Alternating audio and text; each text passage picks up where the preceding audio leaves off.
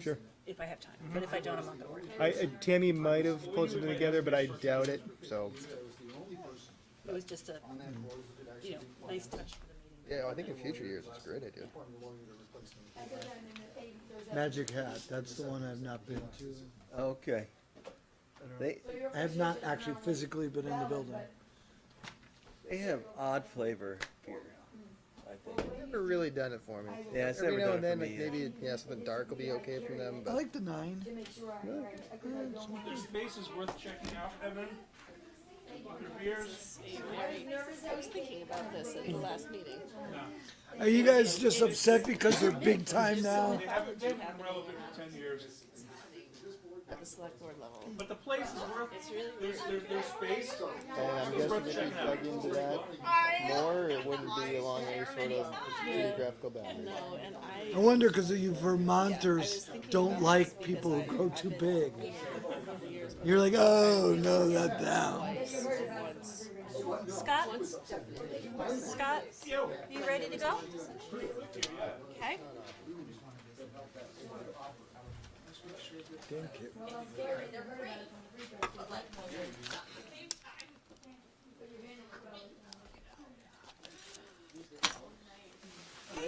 Thank you. Dueling board meetings. Oh, joy.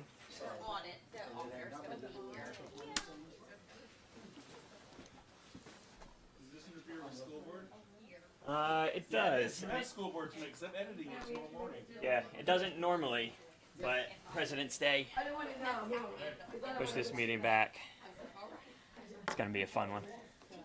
Thank you for your time. School board.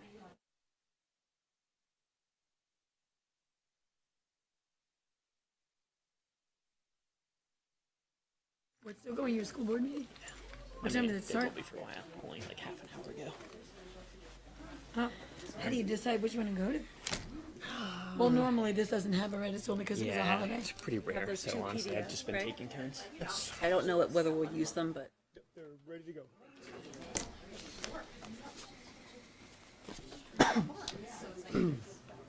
You ready?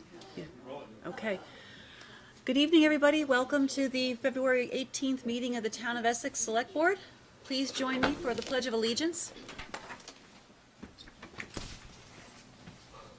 I pledge allegiance to the flag of the United States of America and to the republic for which it stands, one nation, under God, indivisible, with liberty and justice for all.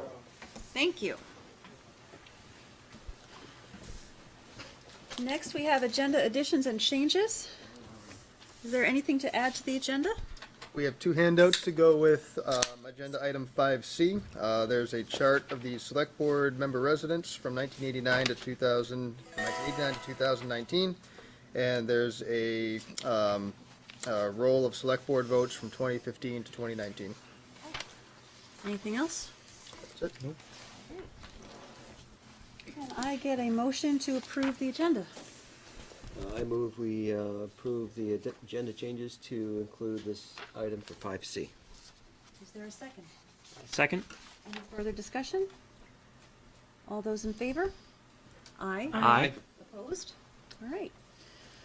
Now we have the public to be heard. This is part of the meeting where the public can speak to the board on items that are not on tonight's agenda. Is there anyone in the audience who'd like to speak on items that are not on the agenda? Yes. Hi, hello.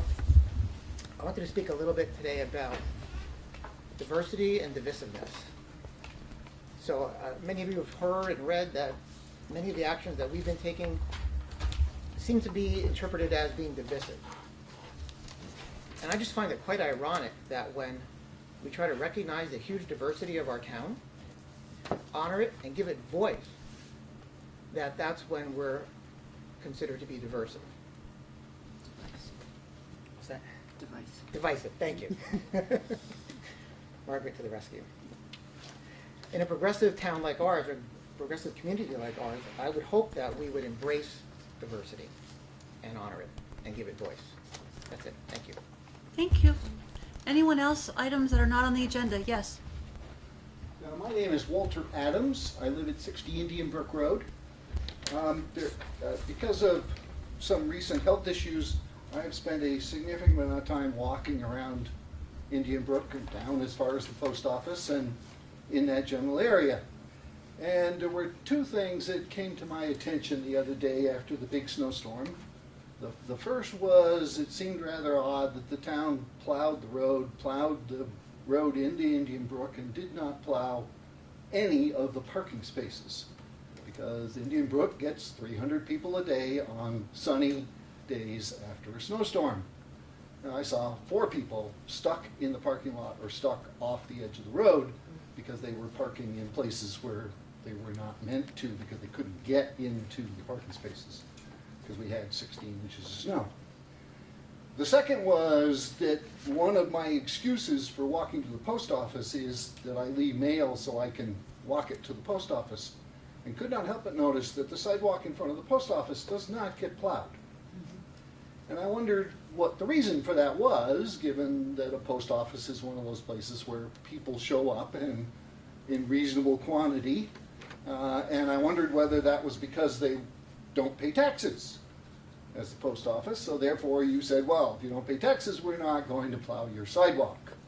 And wondered whether the same logic would apply to the new doctor's office being built just up the street, which is part of the medical center and probably won't be paying taxes either, and their sidewalk won't get plowed either. So just saw those two things and wondered, somebody had asked somebody to build a whole bunch of sidewalk, and then half the year it's unusable. So just wondered what was going on there. Thank you very much. Thanks, Mr. Adams. I'll have to check with Public Works as to whether that's in their route in terms of the sidewalk on Essex Way. As for Indian Brook, I have to see what their plan was, whether it was supposed to be done by EPR or with PW. But we did get 18 inches, so I imagine we were focusing mainly on trying to get the roads open. Right. But I will check with Public Works and EPR about Indian Brook and then with the town as to Essex Way. Thank you. And we don't do things of whether people pay taxes or not. It's whether it's a route that we've established to be done. Annie, did you have a comment? I know we don't usually get back to people, and I don't want to set a precedent for that, but with the health issue and the snow thing, is there a way to make this particular information available? I'm sure we can get back to Mr. Adams. Can we do directly. that? Absolutely, yeah. I don't know if you're planning on I staying. don't really need to Okay. have you get back to me. I was just asking the Okay. question. Well- It took quite a bit of effort to get across from the sidewalk on the other side of the street, across the 3.5 foot high mounds of snow on both sides of the road to get to the sidewalk that's in front of the one little piece that they shovel in front of the post office. Okay. Yes. Irene Renner, I have a comment on something that's in the reading file. Should I say it now, or should I hope that someone pulls it off the reading file? When we get to the reading file, that would be the appropriate time to do that. Thank you. Anyone else? Okay. Thank you for those comments. Our first order of business is to interview a candidate for the Channel 17 board. Ramona, would you join us at the mic?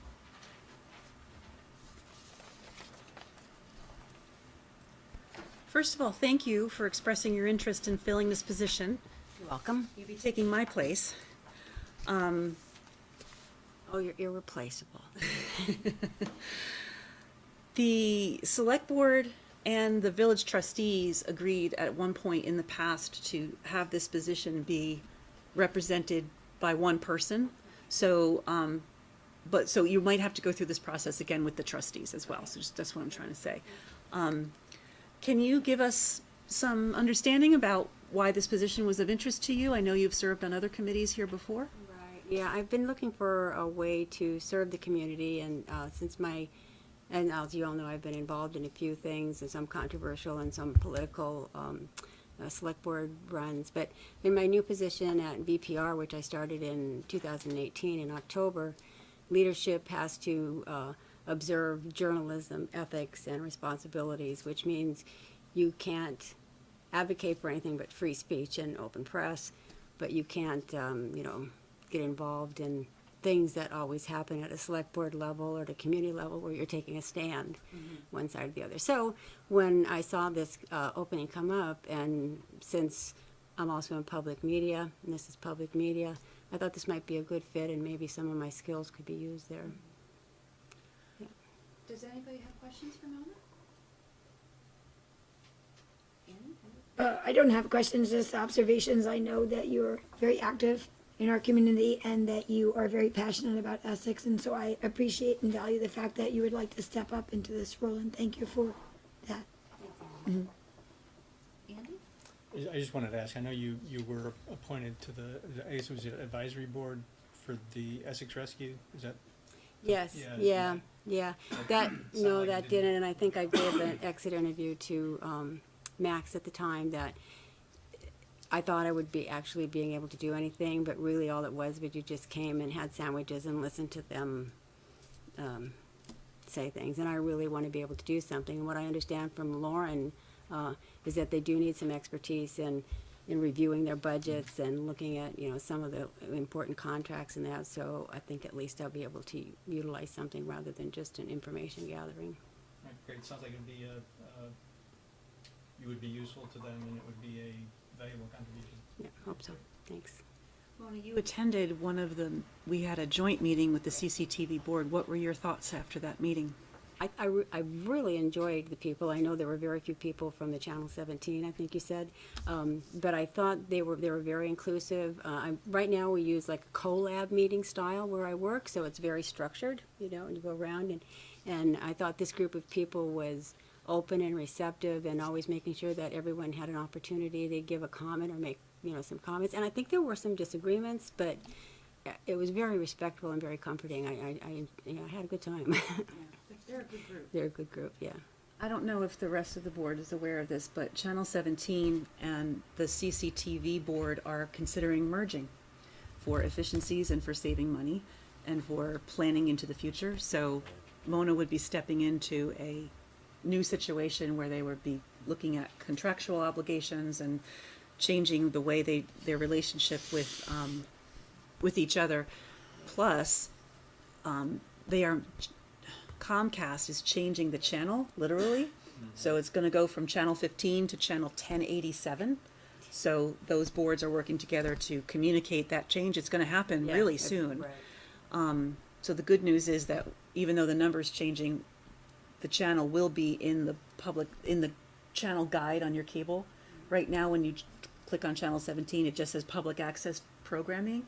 But going forward on channel 1087, you'll see what shows there are. So you'll actually be able to see what they're doing, which is a big step up for channel 17. I think one of the things that Lauren was saying too, there's this new, which I don't know a lot about, but the PEG, sharing part of the feed through the cable, so they're looking for trying to come up ways for different kind of revenue or whatever, or to get money from the state. So they have a lot of issues going on now. It sounds pretty exciting. Yeah. There's a bill at the State House to fund a $100,000 study for public access funding going forward, because public access funding now comes primarily from Comcast and Burlington Telecom for our county. With the FCC making changes to rules, the funding is starting to dry up, so hence the study. So at any rate, Mona, do you have any questions for us? Not specifically for you right now. I'm sure you want to get. It's what I said at the Essex Rescue that didn't seem to work out. It's like what types of information you want back. But I think, if I am appointed, as I get to know the people and get to learn probably from Elaine also what the structure has been, and hopefully I can meet your needs too in letting you know what's happening over there, because you support it. Can you just remind me how often they meet? Generally quarterly, sometimes every other month, depending upon how much business. The Channel 17 board is primarily a policy board and a finance board, whereas CCTV is the board that handles all the programming decisions and marketing decisions. So quarterly at a minimum. And the term is how many years? 3 years. 3 years, Yeah. You can open it. Okay. trying to think, there's, generally, Lauren Glenn comes to speak to us once a year for her annual report. Okay. That's pretty much it. We all have something that's our own wheelhouse on the board, and Yeah. this is mine, so I pay a lot of attention to it, and I'm very active with it. I bring back stuff to the board just as I hear it, but there's nothing we require that comes. You know, Lauren Glenn takes care of that once a year, so. Any other questions for Mona? I do have a question. The role that you had that you felt was not comfortable for you, what was the, say it again? It was, Essex Rescue? yeah. What was the turnaround time between when you accepted that role and you felt it wasn't for you? I went to one meeting and talked to the people over there and what was going to be happening. I think I've approached this one differently because I met with Lauren for a few hours. So you ago. looked into You know, it first this time? Yeah, exactly. I appreciate that, thank you. I'm not sure if that Essex Rescue Board still exists, or did it get, because I don't remember appointing anybody else after you. Is it dissolved? I have that feeling. I'd have to confirm, but I think So it sounds like that was a correct choice you There was a made. change of the leadership there, and they were looking at doing things different ways, so it was kind of a limbo time, yeah. Sounds like it was all a fair decision on your part. So, the board has a choice. We can either, vote to approve Mona's appointment today, or now, or if you have any questions or discussion that we want to have, we can go into executive session and then let Mona know tomorrow or the next day what our decision is. What is the board's pleasure? Andy? I just have a question with the complication of it potentially being a joint. Would we only be appointing as the town rep, and then? I think we'd only be appointing as the town rep, because the trustees need to do that for their, yeah.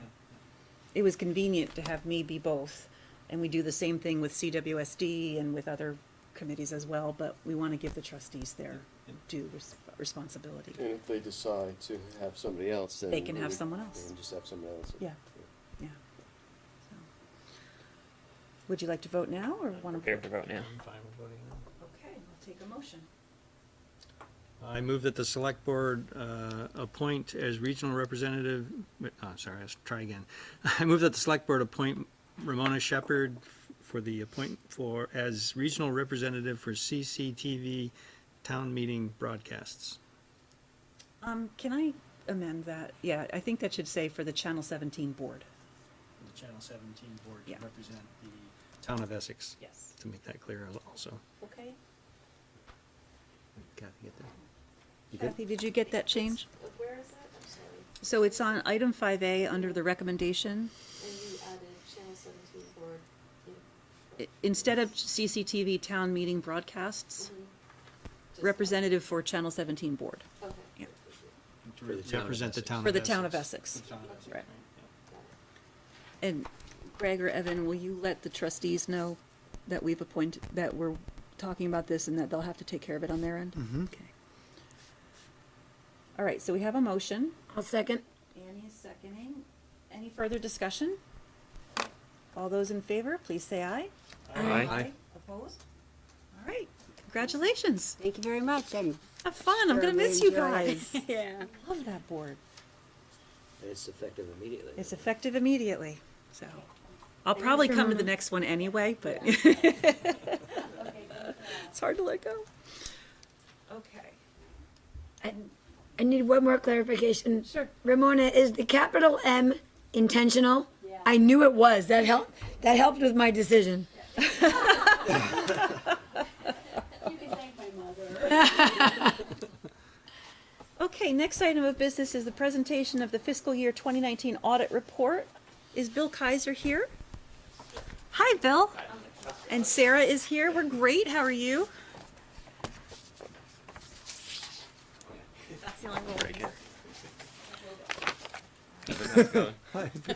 Very Don't well, touch thank the mic.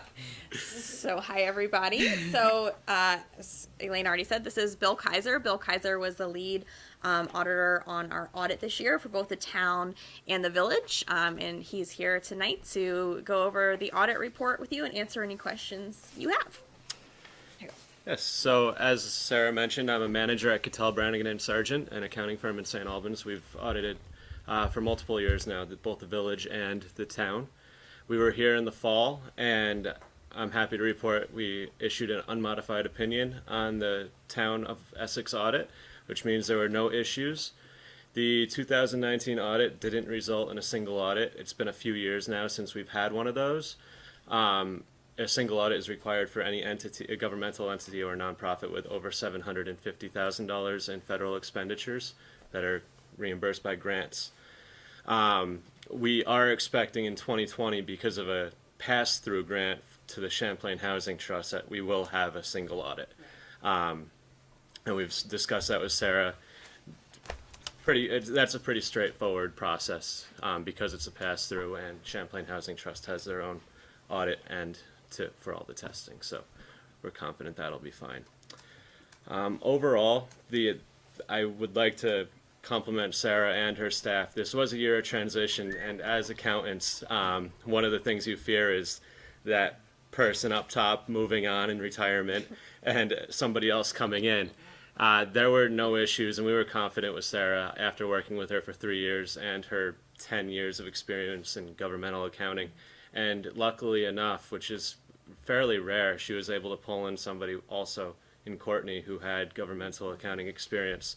So the transition was seamless, and Lauren was also here to help maybe a few days a week, if not just one day a week. So as consistent with prior years during the audit, we didn't have any audit adjustments outside of some adjustments that Sarah and her staff have provided us during the audit, just things that weren't completed and they were working on while we got here. One adjustment we did have was just in between, the water district's issue.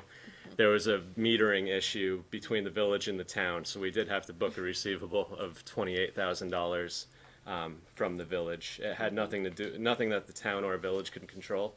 It was just the meter transfer issue that the waste district did not notify either party of.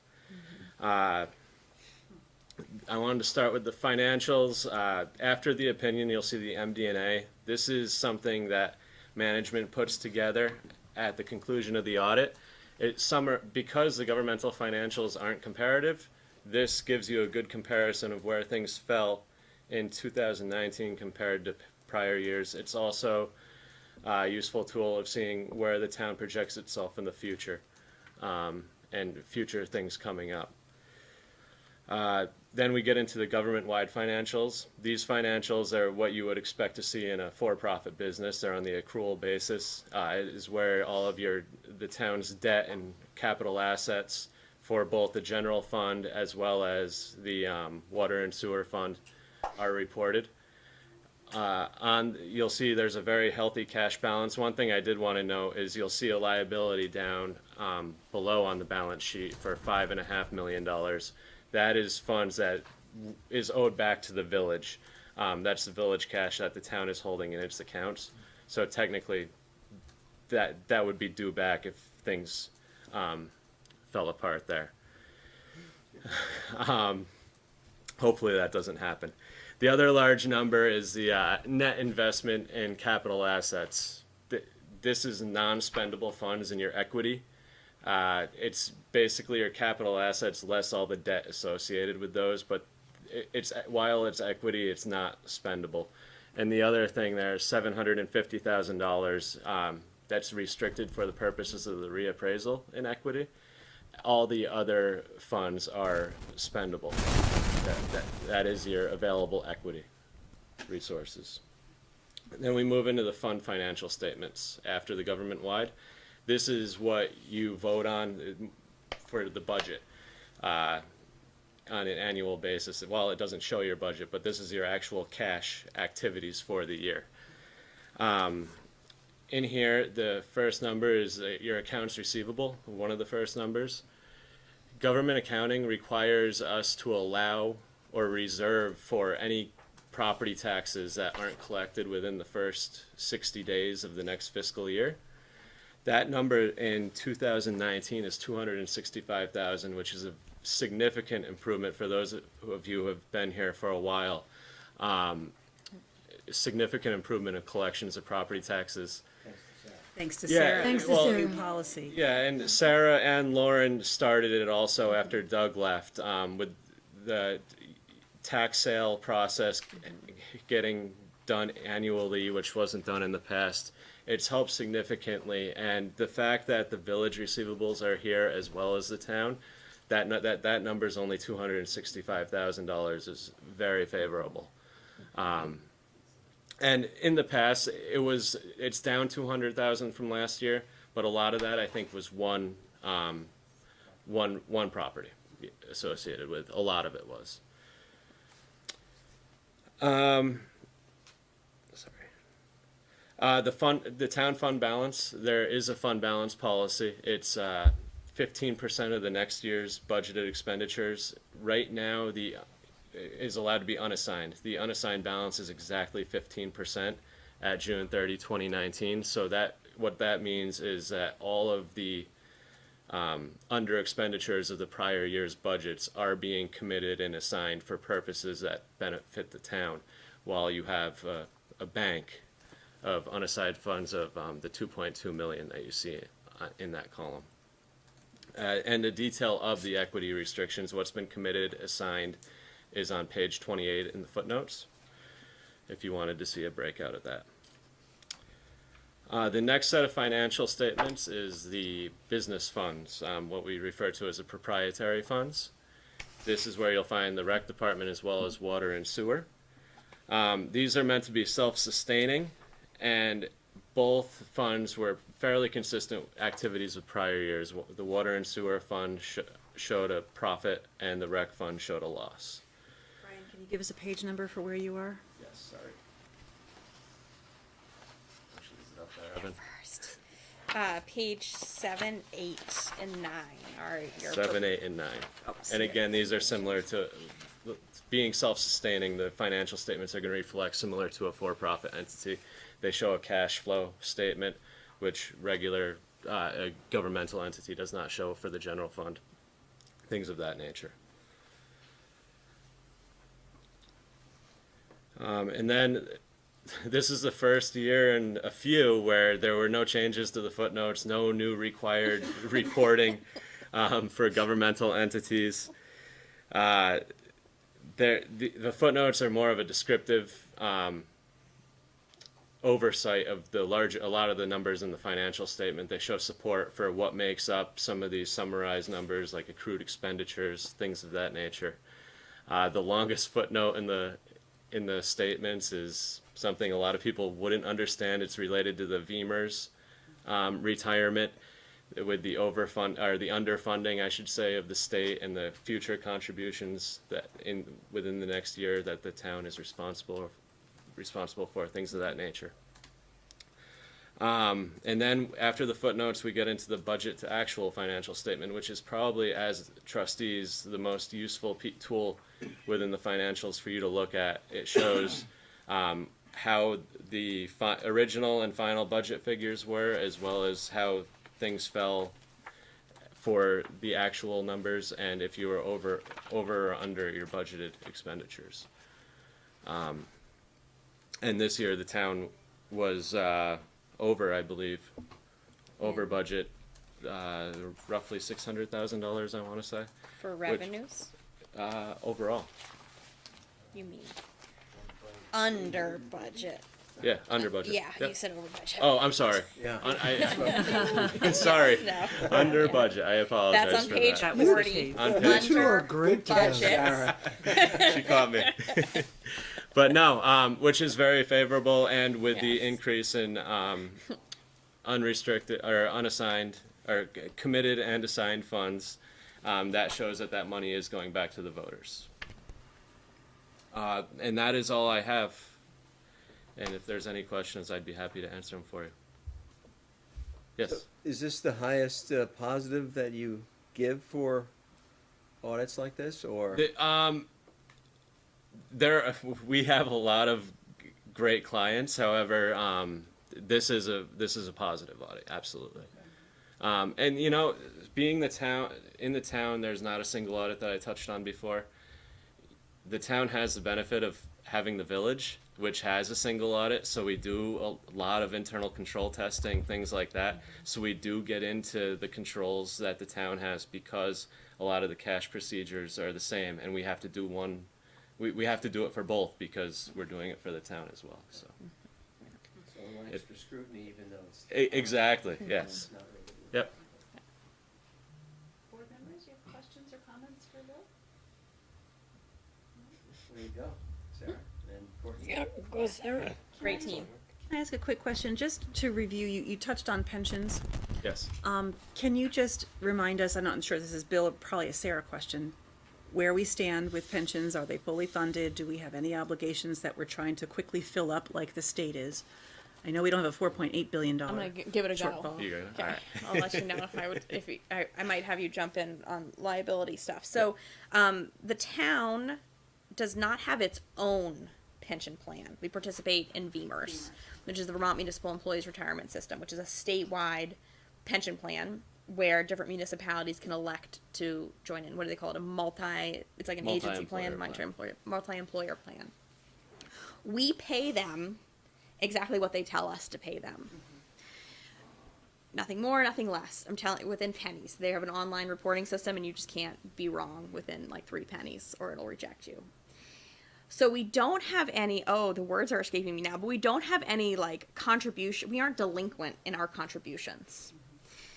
What we end up with is a pension liability and pension related entries on the full accrual financial statements, which are the government wide financial statements, and a related pension expense, which relate back to the status of the plan as a whole at VEMR's. It's actually also a year behind.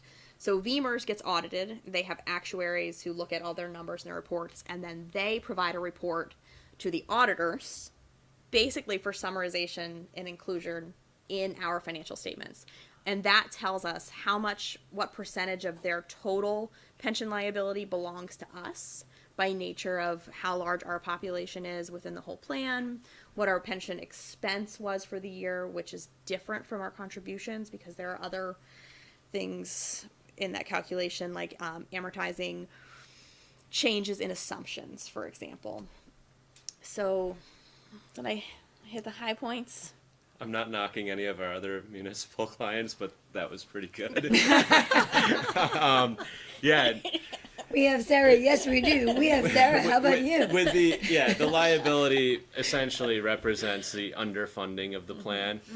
But like Sarah said, it's all based on an actuarial study of life expectancies. And if you look at the footnote, it'll show how they're coming up with all these figures. The plan's audited by, the actuarial puts everything together. KPMG, who's a state auditor, does their own audit of the pension plan. So that while the numbers are reliable, everyone looks at it and says, I hope we don't owe $2 million. What's this number? Things like that. So it's a guess, but accounting is becoming more about estimates than it is actual numbers. So this is a new thing that we've had to put in for the last 4 years now, I believe.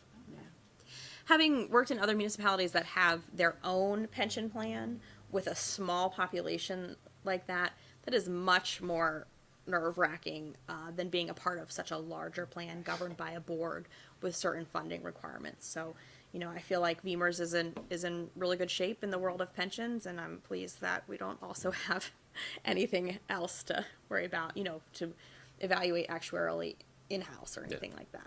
So our taxpayers don't have to worry about us scrambling to fill a gap of any kind, and our employees know that they have a solid retirement plan. I think our employees know that they have a solid retirement plan. I mean, I honestly don't, VEMR's has investments in the market. They have a board that monitors those, but that is out of our hands. And they tell us each year what we have to contribute as a percentage of total compensation, and that's on the employer side and the employee side, and that's what we contribute. Okay. Thank you for that. If the board doesn't have any other questions, I don't think you need us to make any recommendations or approve or... Oh, excuse me, Mr. Adams. Yes, I'm in the process of creating some paperwork to kind of get a handle on how the town has performed the last 10 years. I had the opportunity to read unfortunately, the last Oh. 10 audits. But you read them. Well, I perused them. I'm not going to read them. All I'm right. sorry. That might put you in the top 1% of our population. And there's the thing that surprised me when I looked at this audit was the 15 pages of management's discussion and analysis, Yeah.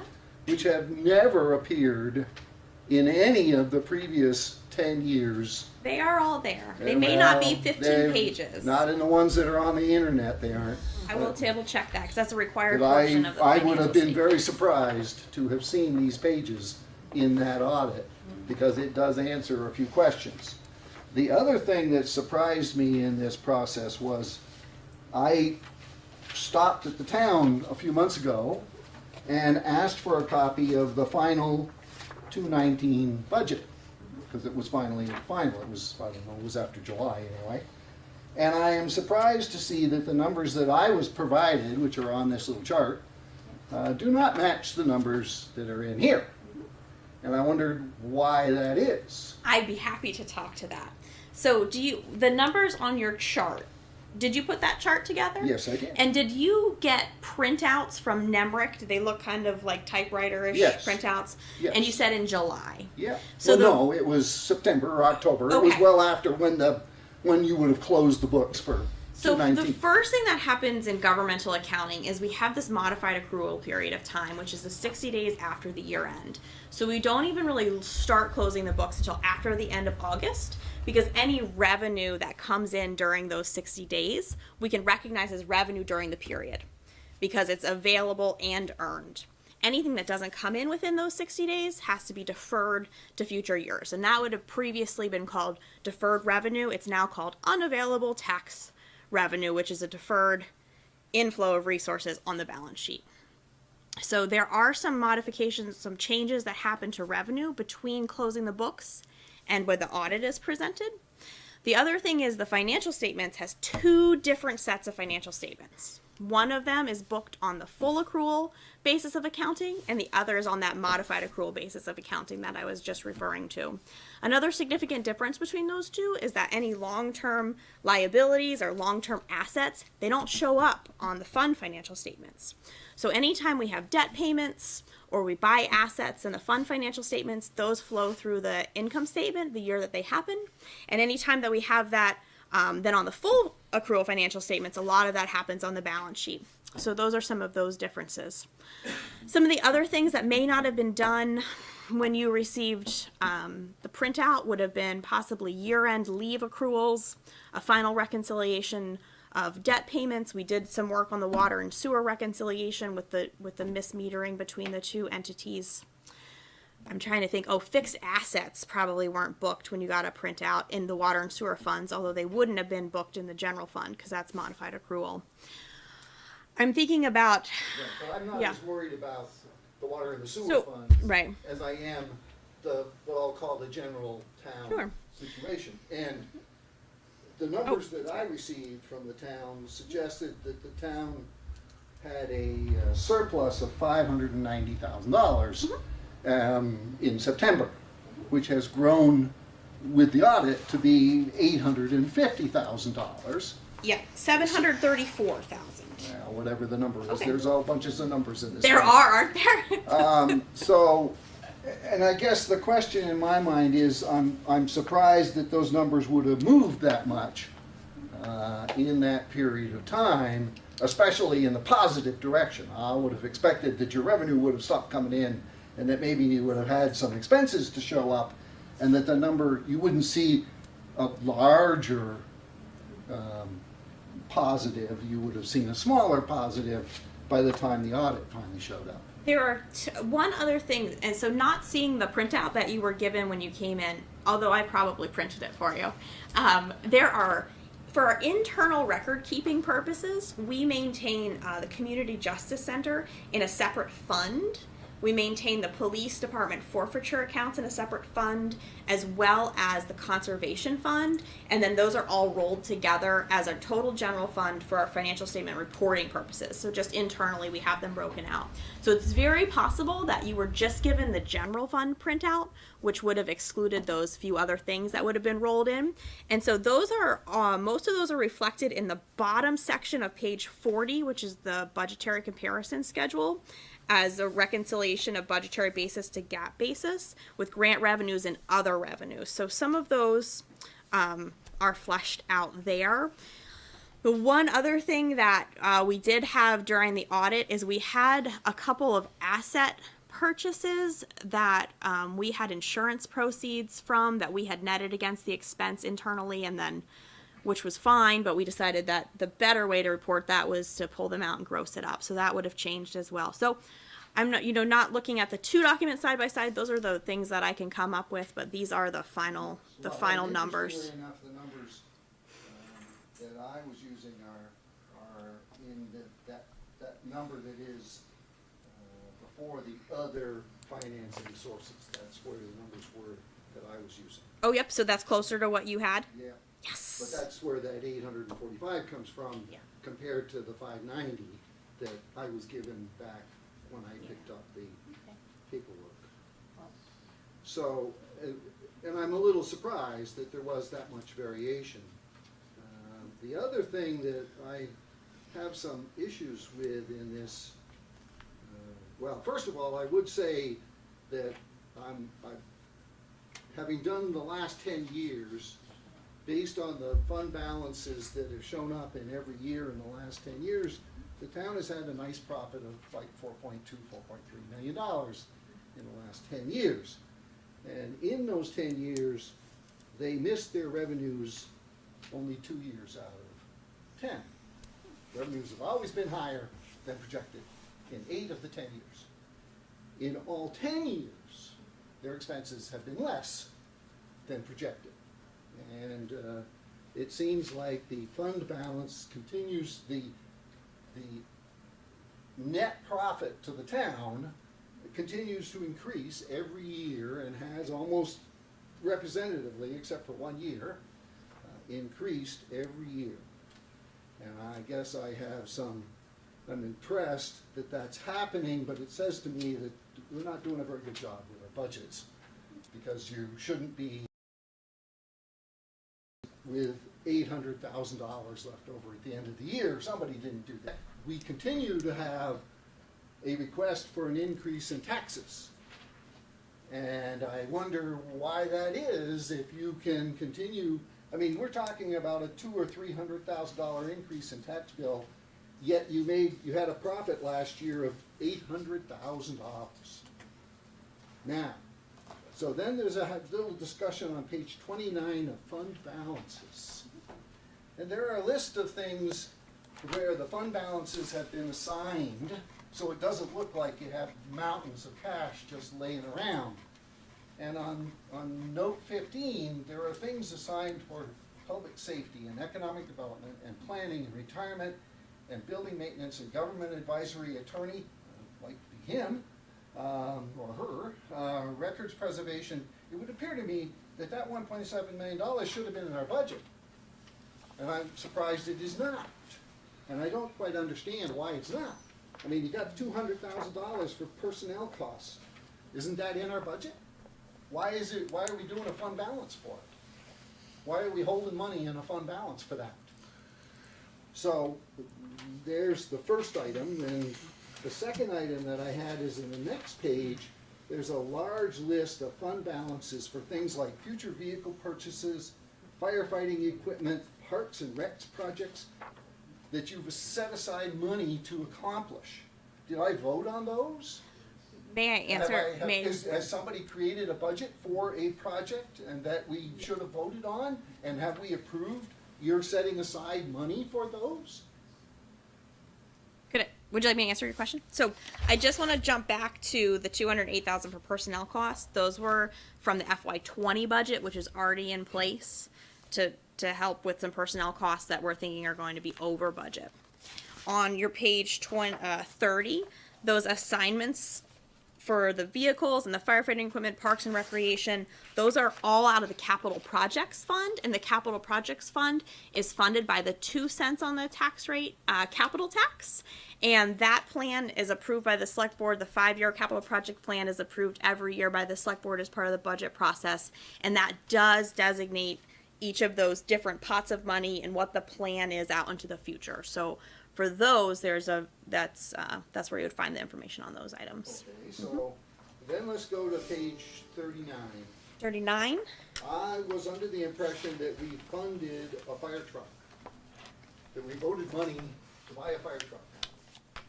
Did we not? We did. So why are we leasing a fire truck and not buying it? That was what was in the capital plan, was to lease to own a fire truck. It's a capital lease, so it's a lease to own. There's a $1 buyout at the end of it. So over a 10-year So period. if we said we're gonna put $800,000 towards a fire truck, and we gave you $800,000, what'd you do with the $800,000 if you leased it? Yeah, we can go on and on. We didn't ask the voters for $800,000 in that year. We are financing it over a period for the truck. We will own the truck probably for 15 years.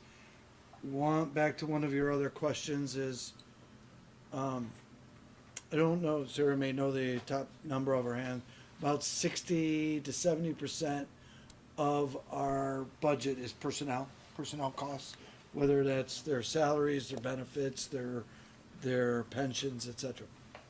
And of that, we have a police department.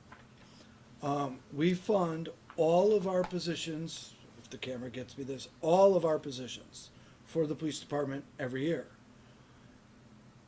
Invariably, there is a vacancy, and the lag time between the vacancy and filling the vacancy creates surplus. We don't know when it's going to occur. We have retirements, we have people who go on disability, and then we have people who leave us for other reasons. And so, of late, we have had vacancies in the police department. We are trying to fill them. We have made grounds towards filling them, but we still have a couple of vacancies. We cannot remove those dollars from the budget, or we will absolutely go over what we have budgeted for. And so part of that creates a surplus. That's part of it. The money that does go into surplus, we put into capital funds, things like rolling stock, things like roads, things like bridges, things like sidewalks, things like properties that in the long term, like this building, may need a new roof. So we put some money away for it so that we don't have to tax you in the future. That is what happens with the capital funds. It is, you will forgive me, but it is my opinion that the select board has learned that you should always ask for an increase. Don't let the folks think you could actually fund a business for 1 year without a tax increase, because they'll get all excited the next year. So you've learned that you have to make sure your budget shows that you're going to have a tax increase, and let everybody get used to the idea that it's going to continue forever.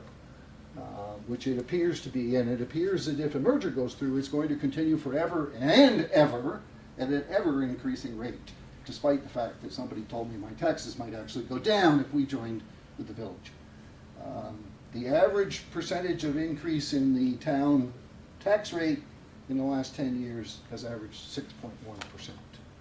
So, pretty substantial. Okay, thank you. Those are right out of the town, that's right out of the accountant's records of saying, here's what the tax rate is, put them down in a list and do the math. 6.1% average the last 10 years. Thank you very much. Thank you. So you've heard my spiel again. There was another hand in the audience about the audit. Okay. Bill, Sarah, thank you very much. Thank you Thank for you having all. me. Okay. So our last official item of business under item 5 is letter C, decide whether to take a position on a voter-backed petition for a 6-member select board. So we have had 2 public hearings, And we've had a great deal of input from residents, and we've had a great deal of input from experts and staff and chat amongst ourselves. I'd like to understand the sense of the board in terms of what's being asked of the voters on March 3rd for Article 5, and whether you feel that this is something that the select board should take a position on. So whoever wants to, if you have any thoughts to share, let's get them on the table and talk about them. Max. Since this is a citizen-sponsored petition that's on the ballot, I think it's important for the select board to take a position on it so that it's not assumed by the public that since it's on the ballot, it came from the select board. Okay. I'd like to make sure that it's clear that this was not a select board initiative that made it to the ballot. So, however we support it or not, I think it's important for the select board to take a stand for that reason. Okay. Any other thoughts? Yeah. Oh, Pat. Go ahead. No, I absolutely agree with Max on that point, especially considering where we are with merger discussion and being very clear, because there is some confusion in the community that this may be the merger plan. Yeah. And I realize that that's not what everyone thinks, but I think that there is enough confusion that we just need to be extremely clear.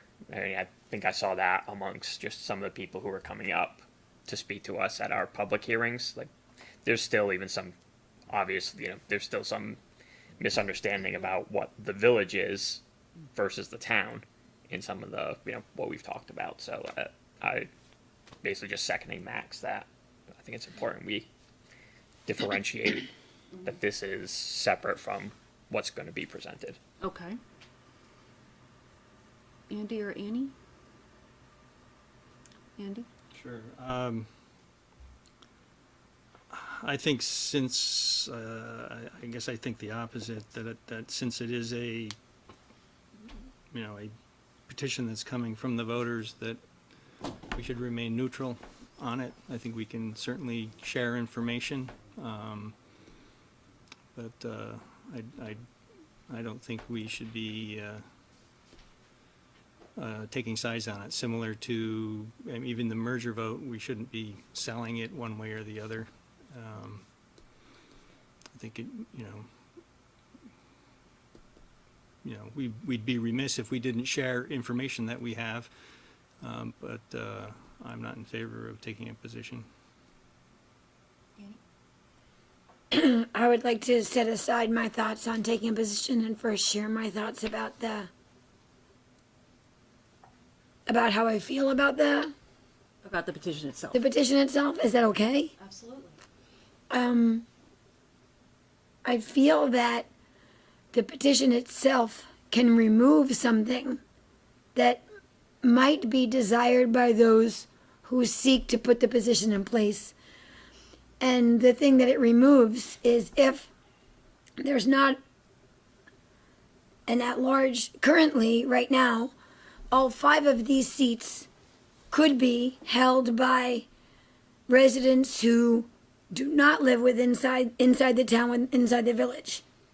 All 5 of these seats could currently be filled by 5 residents who reside within the town outside the village.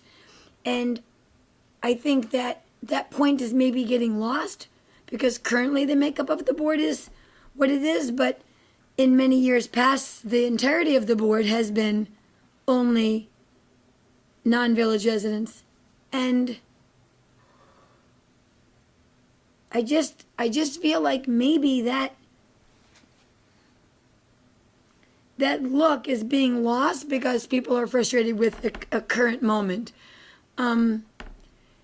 So that concerns me for people who are wanting to vote for it. And it also does, as has been said here, set something up whereby when the 2 boards meet, the trustees and the select board, there are then, as has been stated, is it 8? people voted on by the village, and that leaves only 3. So just from a place of neutrality, because I really want to look at something from all sides, I just don't know that the bigger picture has been looked at, because I feel it's a very strong emotional moment right now about it all. So I just wanted to put those thoughts out there. As to us taking a position as a board, while I agree with Andy about a neutrality, which I do feel a neutrality generally, there is a piece of this that is confusing to the public, because it's such a very close thing that's happening with the merger concept being put out to vote, which I am neutral about, actually, quite frankly, about merger, I mean. But the confusion that the merger plan is going to have a governance piece, and this other governance piece just feels very conflicty, and I do feel like it maybe isn't a bad idea to put out a select board position about it, because it is a little confusing for the public. That being said, at the end of the day, a vote is a vote is a vote is a vote, and that's what democracy is. So, So in response to your comment about the possibility that the select board could be composed of all seats that are occupied by people who live in the town outside the village, this is at your seats. This is the chart of the select board residency over the last 30 years. Right. And it's all over the place. And there was a 10-year window when it was entirely town outside the village residents. And this is the thing, right? That it could change next year. Right. And if we lock it into this other thing, Yeah, I've seen it. I don't need to. what if the best candidates for the positions, Right. right? And then as a person who lives inside the village, I only get to vote for these other people that live near me here, but I also live in the whole town. And what about if somebody I want, I don't get to vote? What if my vote could help a more qualified candidate from outside the village get into their spot, and I can't? Like, those kind of things, they concern me for real, not because I'm sitting here right now. These things concern me for real. Right. No, absolutely. I mean, we didn't know until almost the last minute that Vince Franco, who was in the audience, decided to run for the select board. So we had 2 seats open. You know, Andy was running for his seat. Max was stepping down. So we had 1 seat. We didn't know that Vince was running. And so we were thinking we were going to be dealing with a vacancy. So, you know, you never know who was going to step up and run. You never know. Right. And next year, it could change. The year after that, it could change. Right. And we've shown in history that it changes a lot. So, you know, it's been compared to a hockey game where there's a power play happening and one team is playing short and one team is not. I don't see that, because it goes back and forth, just like a hockey game. So I agree with you that at large is a better solution in terms of letting everybody run. And you get what you get when that happens, as it happens in Colchester, Milton, South Burlington, Williston. All those are towns that are very close to our size. Andy? I'm just coming back to the question of the purpose of a petition to get something on the ballot. And I think that we need to take it seriously and listen to it, and I guess saying taking a position, we're not saying which position we're going to take at this point, but I'm again still in favor of neutrality, and I've heard a couple of comments about confusion, and I don't understand how taking a position helps the confusion, because it's just another message that needs to get out. The message could be, this is not from the select board, this is a petition-led thing, to try to address that confusion. You don't have to take a position in order to overcome the communication issue. You have to do the communication. And it could be just an explanation of what it is. It doesn't have to be a position. So I don't buy the argument that taking a position helps people understand what they're voting on. I think we'd be remiss if we didn't share the understanding that we have about the pluses and minuses of this. I think it would be, we wouldn't be doing our job as representatives of the community that's asking us to watch out for their best interest. If we think this is not in their best interest, or if we think it is, I think we have an obligation to express that. Mm-hmm. I think by just being silent is doing a disservice to the community, in my opinion. Yeah, I certainly don't want to disrespect the voices of all the folks who signed that petition. They clearly have a concern that they're not being represented. But the perception that they have, I don't think there's evidence for it based on this chart of who's lived where. But also, I'd like to, Greg, could you put up that other chart that I sent you, and it's at your seats.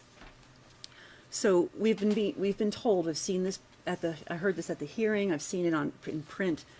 We've been told that there is a perception that there is a struggle on the select board, and that there is difficulty coming to agreement, and that some parts of the town are not getting what they want or need because of activities happening by the people on the board that come from the other side of the town. So I wanted to see if there was evidence of this, because that's a really significant concern. If people really feel like they're being misrepresented and they're not getting what they want, I want to figure that out. Looking at the minutes of the last 5 years of the select board, there's been 882 votes, and 94.9% of them are unanimous. Over that 5-year period, there were 9 different people who served on the select board. 5 of them lived in the village, and 4 of them lived in the town. So there's a healthy mix of different people from different areas of the town, but 95% of the time they got to yes. And there was some dissenting votes, 4.5%. And there were some dissenting votes of 2 people, less than 1%.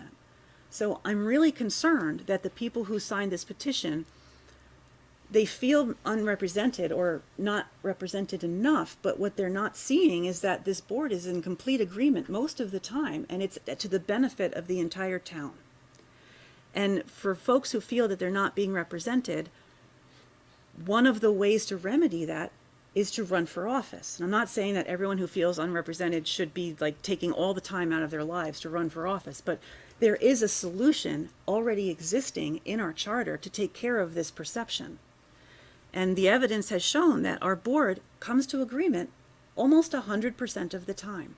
So I'm really concerned about this perception that truly does not exist. And we're being asked to change our charter in a permanent way to address a problem that doesn't exist.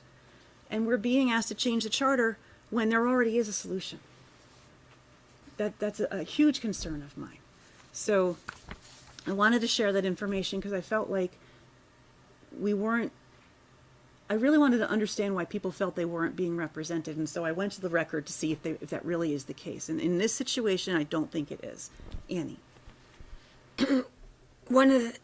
Thank you for doing that, looking around.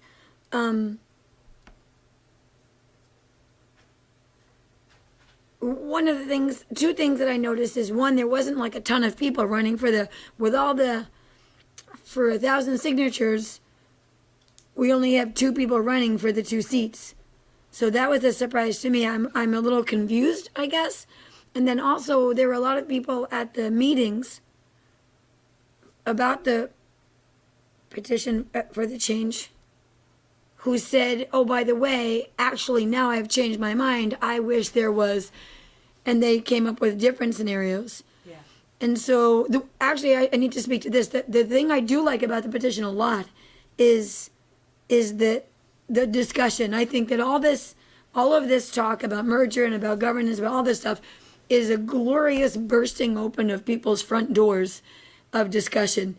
And I think without that, we won't be learning more. So I think the greatest thing about all of this is the bursting open of the doors and the speaking of people's minds and hearing from people what they think. So there's nothing wrong with any of this discussion. It's beautiful. But I did find it surprising. I thought I guess in my head, I just thought there'd be all these people running for the seats. I'm grateful that you are running, and thank you for doing so. And also, I'm grateful that I was nervous that those 2 seats were going to be run for people inside the village, and I was like, oh man, oh man. And so I was really grateful that it was people outside the village, so that at least in the conversation now, it would be comfortable for people. Anyway, I'm rambling. No, not at all. Mm. Yeah, I might ramble a bit, so. Well, it won't be me, so I don't mind. Yeah. No, I have a few differing, I think, topics to go over. I mean, first, because I agree with Annie actually about the discussion. I think it's been revelatory. I've appreciated so much of it. Second, because I think I've been pretty verbal about my preference for governance structure, which, while in the minority, I will continue to argue for, which is more of a district or ward base, which is, I think, part of what the petition was getting for, more local area type representation. But mechanically, this petition itself just causes a lot of issues where the idea is that we'll fix it later. Whereas, a merger proposal that's being represented to send to the State House, which will include charter changes, is one that ideally is going to be vetted and has been over a period of, years so far, and will continue to be, we'll have public outreach. We had public outreach about it just this last weekend. There's an extensive period of back and forth with the public before settling on something. And it also has the advantage of going through, the town's legal advice. We're able to get those sorts of opinions. There were a few points, though, just that I felt this is a rambling part that I'm just going to go over. I've had a problem with how the town-village line gets divided up anyway. There's a lot of talk about the rural or the suburban or the urban area, and setting it up with the town versus village line cuts across Susie Wilson Road and a lot of homes that are in the Fort, for example, that have very little to do with rural Essex, but they're by necessity lumped in with this plan. In a more ward-based structure, which I would prefer, areas like that would no longer be precluded. There wouldn't be someone who lives on the Jericho town line voting for the same, necessarily the same representation as someone who would live in the Fort. Differing interests, maybe mine is more specific, and maybe that's just why I, tend to see it that way. This petition doesn't address that, and that's something that, as we go through the governance structure and the changes, I, obviously intend on talking about more. The second is something that's come up quite a bit in discussions, and I do want to just touch base on it, because a fellow board member of mine on the Essex Westford School Board, Al Bombardier, talked briefly about it. We have a 10-member board, 9 votes, but because of the 10 members, we can absolutely tie. We do a very good job, I think, as a school board with a very different mission, I might add, and that's actually very critical because it's, representing the interests of our voting populace to get a good return on investment on the education of children, which is very specific, and honestly, I think you can argue about how you go about it in some ways, but the education and investment in children is something that I think everyone agrees is a positive. It doesn't have quite as many black and white lines, which is probably why we might not have as many, close votes like that. In my tenure on that board, I can only think of one instance where we tied. And it set off months of discussion. A subcommittee, it was around the transportation issue. And we eventually had to go back through, we had to rewrite our policy, which involved an entire subcommittee with months of effort. So tie votes rarely happen on the school board level. Al was right in that when they did happen, we have dealt with them, but they've not been easy. They've been extensive, long discussions when they've occurred. He was thinking about one instance at our last meeting that he had talked about recent. It was a tie in the number of individuals, but it was not a tie vote-wise. It was around our switch to policy governance, whether or not the EWSD school board was going to move to that. And it was a very narrow vote, but I believe it was, I have to go back and check the minutes, apologies, because I don't remember it off the top of my head. But I think it ended up being 4.5 to 4. Just maybe it was 3.5 to 4. Again, apologies, I'll get the specific numbers because I just don't recall it off the top of my head. But we had board members missing that night, and it was extremely narrow vote. And that can happen, but these are significant issues, and if we had tied on a policy governance, I mean, I'm not sure where we would be, because this is an issue that we've been talking about for a year and a half. We tend not to tie very often, and when we do, they are extremely difficult to get over as an even-numbered board. And I think that we have a very good working relationship. I respect everybody on that board. But when we tie, it usually means that there's a very significant fundamental difference in how we're seeing big picture issues, and they're not easily resolved. I very much worry about an even-numbered select board because big picture issues can come up to the front right away in something as simple as electing a board chair. We've seen that happen on this select board. They went for a couple months without a, right? When did that From happen? April through August, and it was 2010.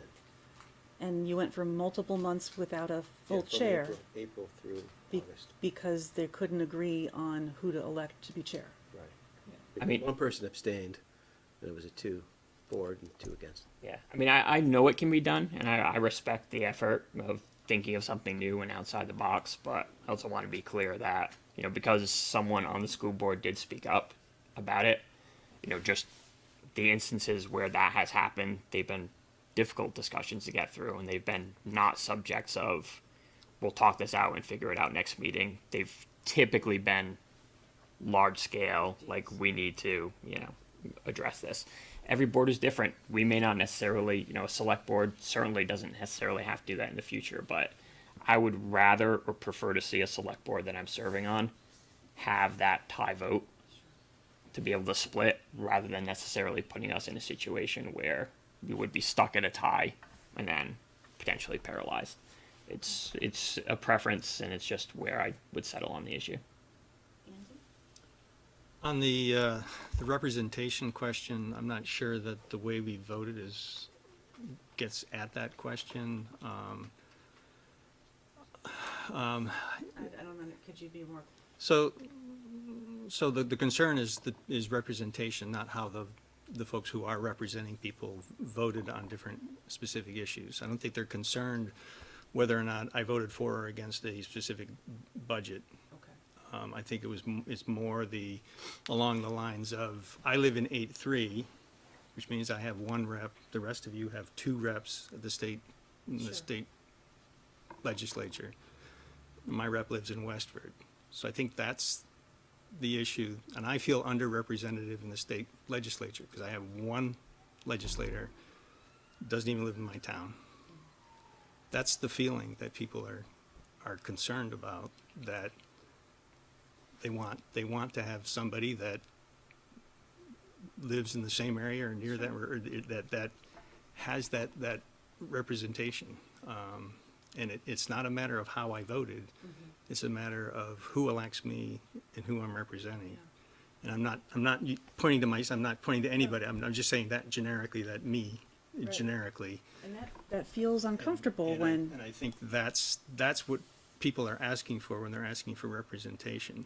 They're asking, and I'm excited that there's a census this year because I think we're going to get another rep, and I might have one that lives in my town, maybe.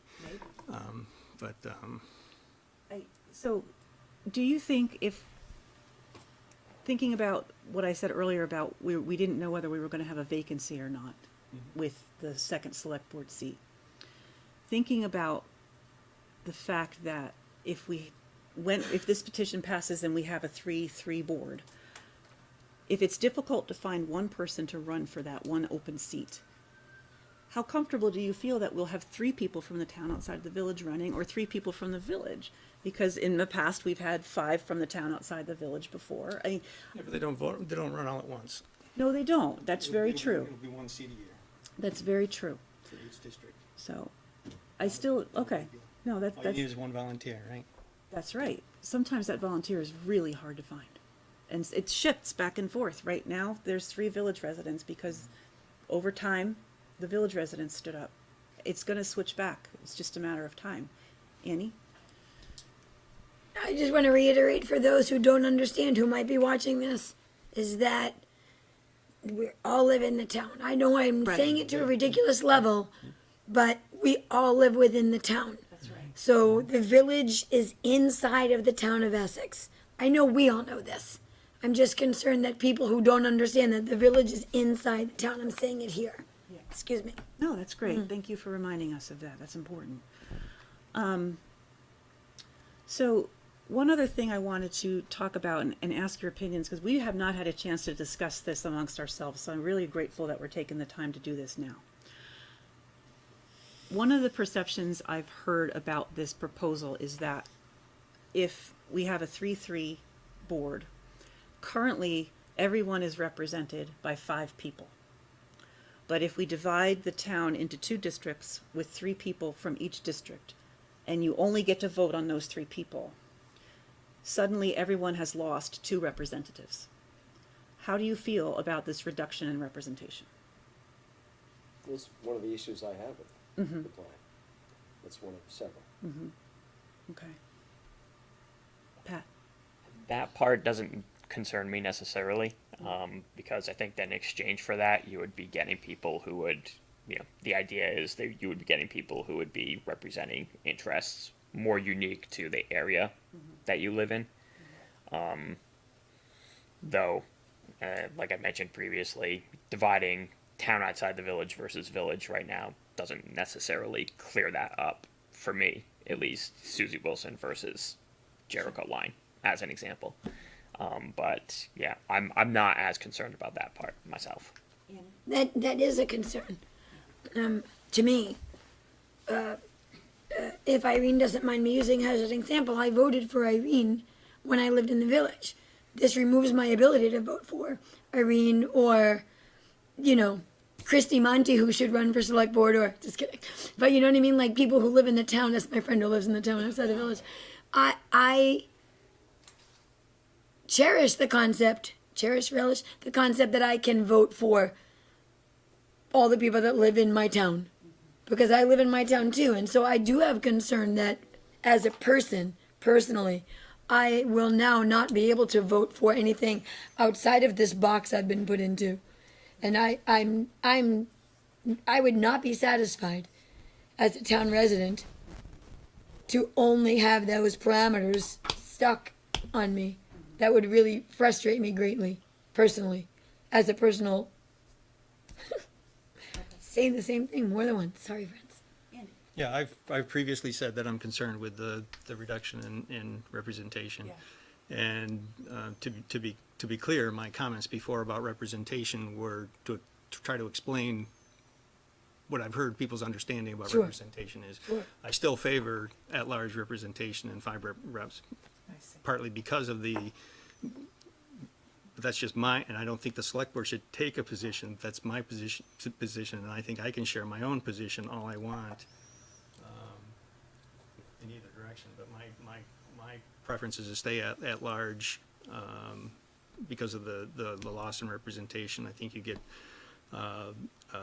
better representation because people have to think of the entire town. You have to look out for the interest of the entire town. But I do though understand the question about people are asking for representation and want it to have it local. I'm over the issue of an even board. I'm over the issue of other than how do you select a chair, that could be a challenge. Although I guess I have seen it be contentious in the past. I can't say it's not been. I'm over the redistricting thing. I don't think that the size of either the village or the town outside the village is gonna grow quick enough to make redistricting have to happen in the near term. I think it'll be many, many years before that has to happen, because you have to have an almost 20% difference, because it's the difference between the average of the two that you have to be 10% away from, not 10% from each other. It's the difference between, and so I'm not worried about redistricting. And I wish I'd brought my list of things I'm not worried about anymore. But having said all that, though, I am still in favor of, personally in favor of at-large.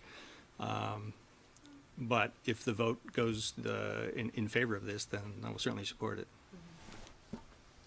So, getting back to your comment regarding ties on EWSD,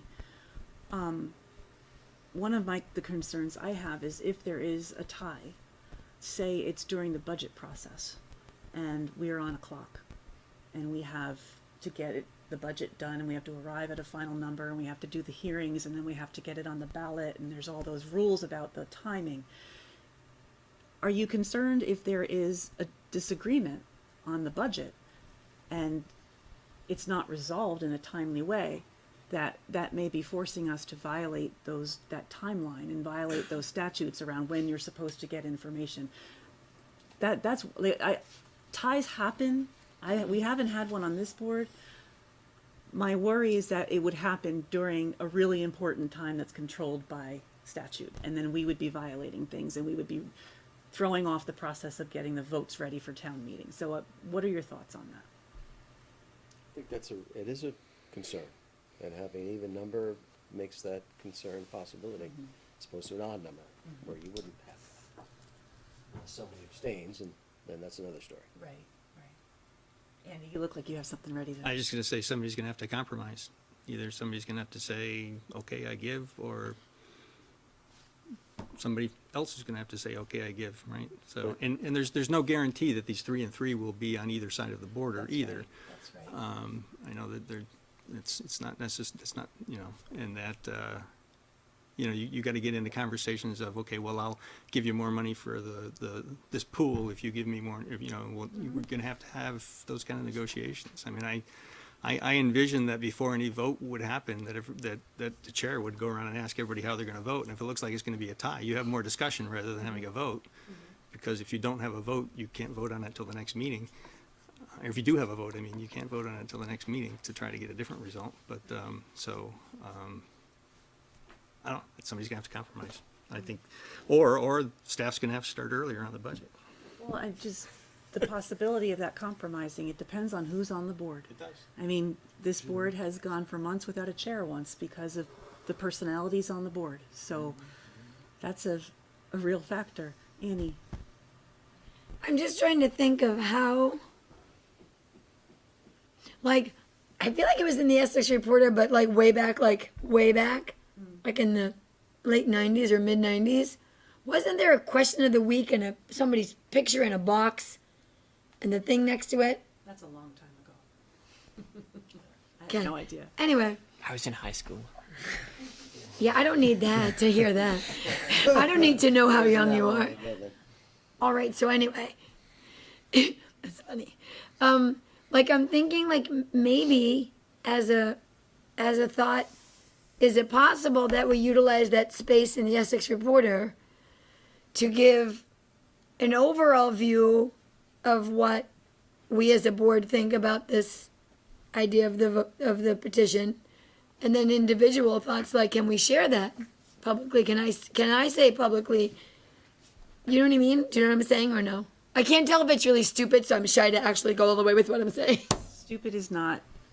Stop saying that word. Okay, my apologies. Okay.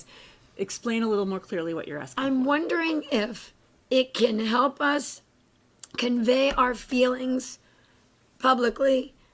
So number one, clear up the confusion that we are not presenting this idea. Number two, of course, it must be so that if 1,000 people feel this way, it must go to vote like the law says. If there's nothing, we're not doing anything to do anything but the right thing by that. But then also maybe share our views that we've stated here, or make a soundbite of this particular piece and discussion so that people can hear what it sounds like to us over here for those things. To somehow If you would like our disseminate. weekly column on this topic to reflect the individual thoughts of each one of you, we could absolutely do that That's- if everybody wants to that's what submit I'm a thinking paragraph of. or something to explain your personal position. Because I would, when I'm not sure how to vote or something, I do look to my local leadership for their thoughts, because I'm always like, well, they're hearing about this more. I wonder what they think. I don't necessarily vote the way that they're going to say, but hearing about their thoughts gives me more information. So previous to me being on the select board, I would go to local leaders and say, what do you think about this? So I could learn more from their angle. Is that weird? Not what I'm saying, but that idea. Doing that? It's not weird at all, because I've had neighbors say, I trust you, and Right. Sure. they say, yeah. So would you all feel comfortable putting your position in a small paragraph so we could put it in the column so each one of us has something to say? Max? I'd like to see the select board take a position on it. And as always, selectmen, the First Amendment applies to you too. Yep. You can write a letter if you want to add something different. But I think, because we're, the elected officials, that it's our obligation to look out for the best interest of the community. And if that means taking a position, and let them know what we think is, if it's good or not so good. I think we'd be remiss if we didn't take a position on this. I have to agree with Max, because our job over everything else is to do what's best for the entirety of the almost 22,000 people who live here. Sure.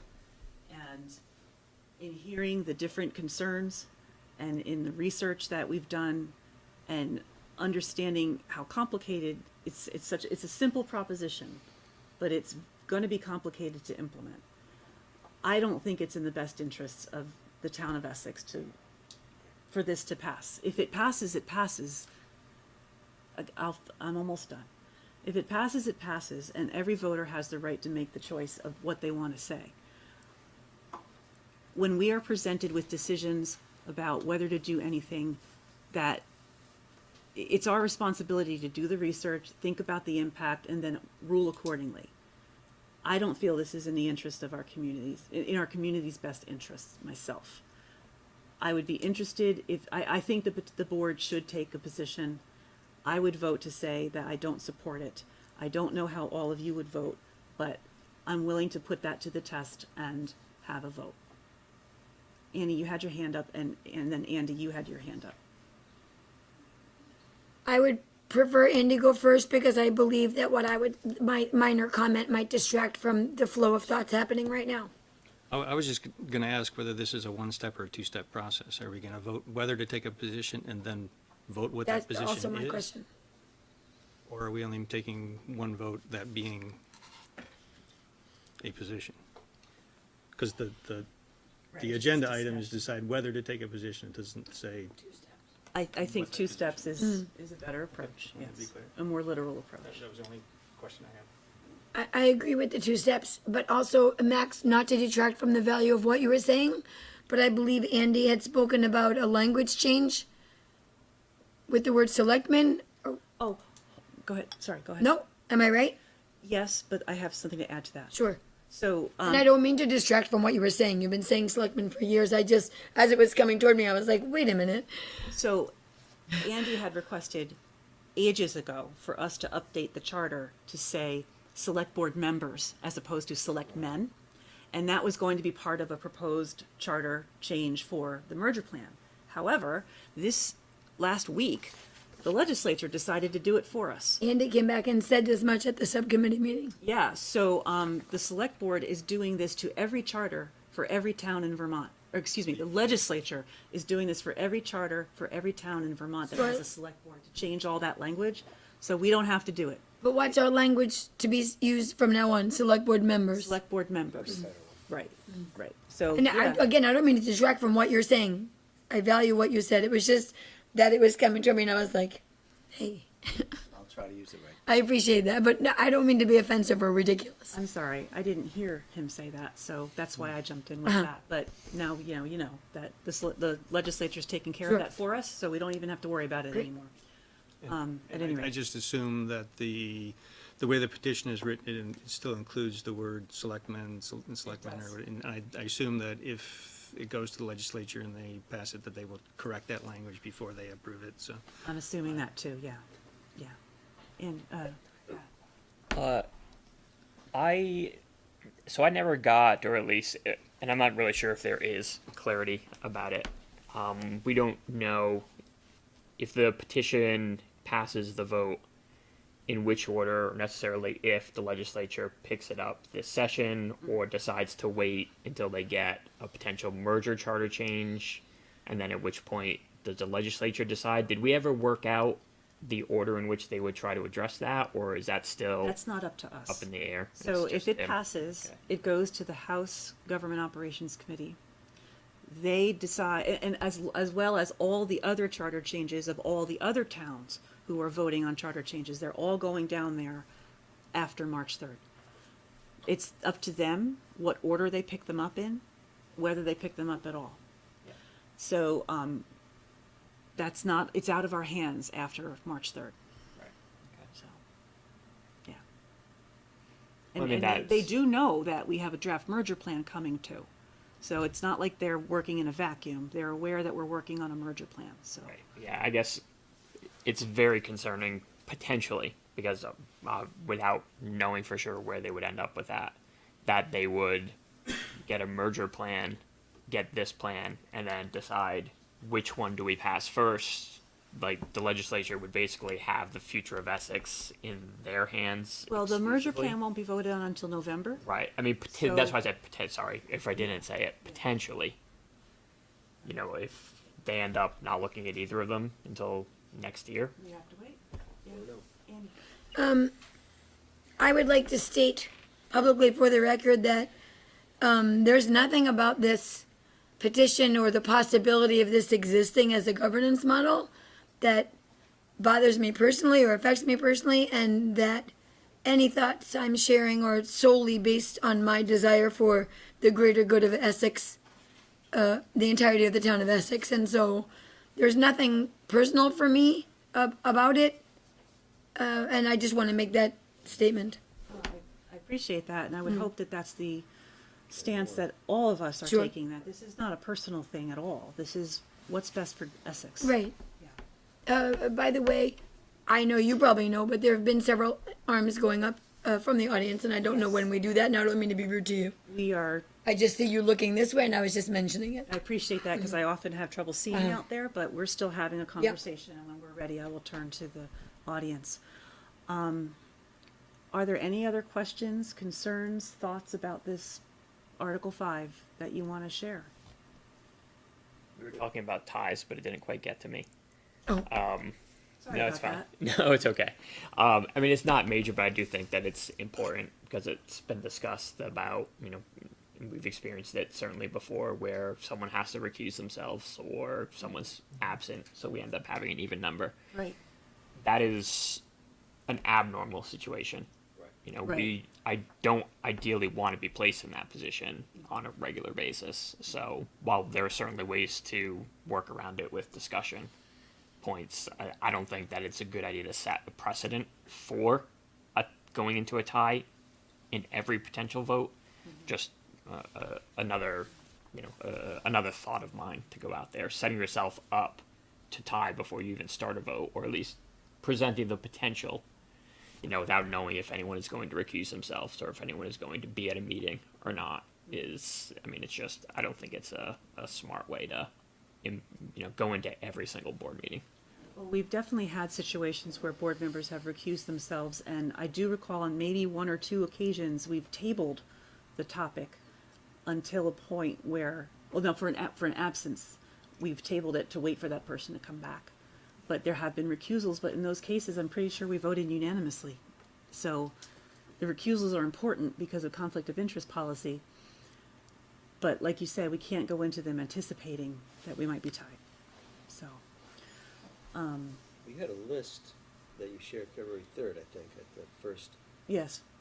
public hearing that Mhm. listed quite a few concerns. Yeah, I have that list, and I can pull it up real quick.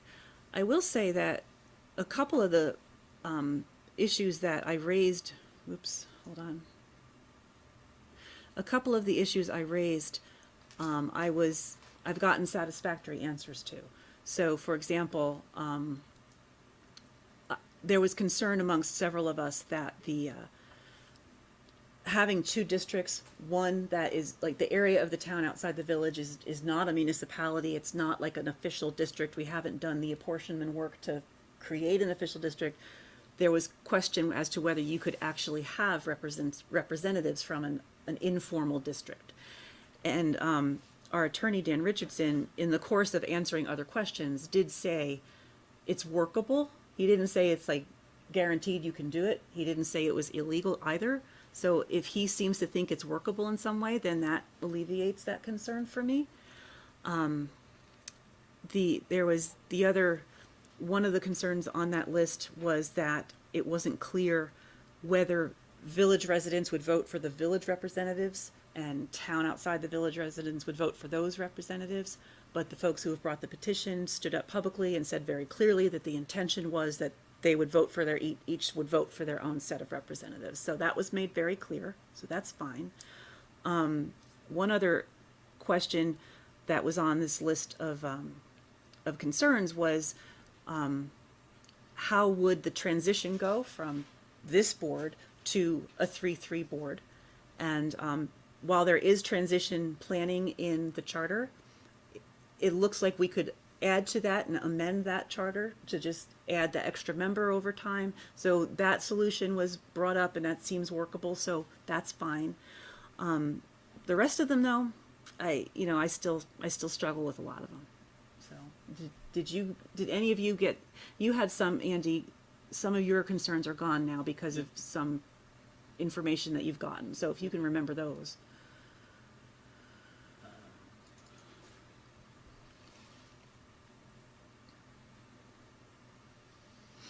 Looking for him now. While Andy's looking, one concern that I did have that was alleviated when Andy touched on it as well was the population change between the two districts. I got some information sent to me from town planner office, looking into it as well, with what Andy said about the averages over time. That's not as pressing or, of a concern as I thought that it once was. So especially since I made a point of at our public hearing mentioning that in particular as a point against the citizen back plan, I wanted to at least, come out clear that I'm not concerned about that portion of it. Everything else I've talked about up until this point remains, but that part I wanted to clear vocally at least, because I'd mentioned it before. Thanks. Did you find it, Andy? Yeah, one of the other concerns that I brought up, but I did highlight that it's already a concern, is that 3 members could get together and have a closed-door discussion without violating open meeting law. Today, you can have 2 members do it, so it's a slightly different. It might feel a little ominous that everybody from your district can get together and have a closed-door meeting. I think that's called a walking quorum. But, when people get together and they decide things separately, Well, we can't do that. We can't. You and I can't have an email conversation, and then you have the same email conversation with somebody else, because that becomes a non-consecutive or non-continuous 3-way conversation and does violate open meeting law. Right. In this scenario, when you've got 6 members, you 3 people could go sit in a closet somewhere and have a discussion with no microphones and nobody documenting anything, and it's not illegal. It's perfectly legal. Right.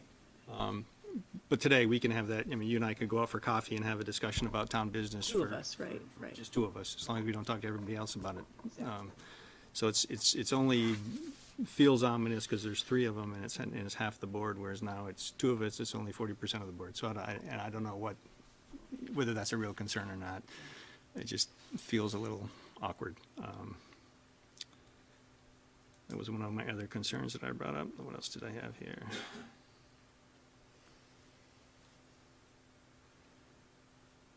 Yeah, and I also raised, I commented on the fact that people were talking about 3, 3, and 1, and that's kind of a mayor situation, which has not been, was very, very out of favor from the survey.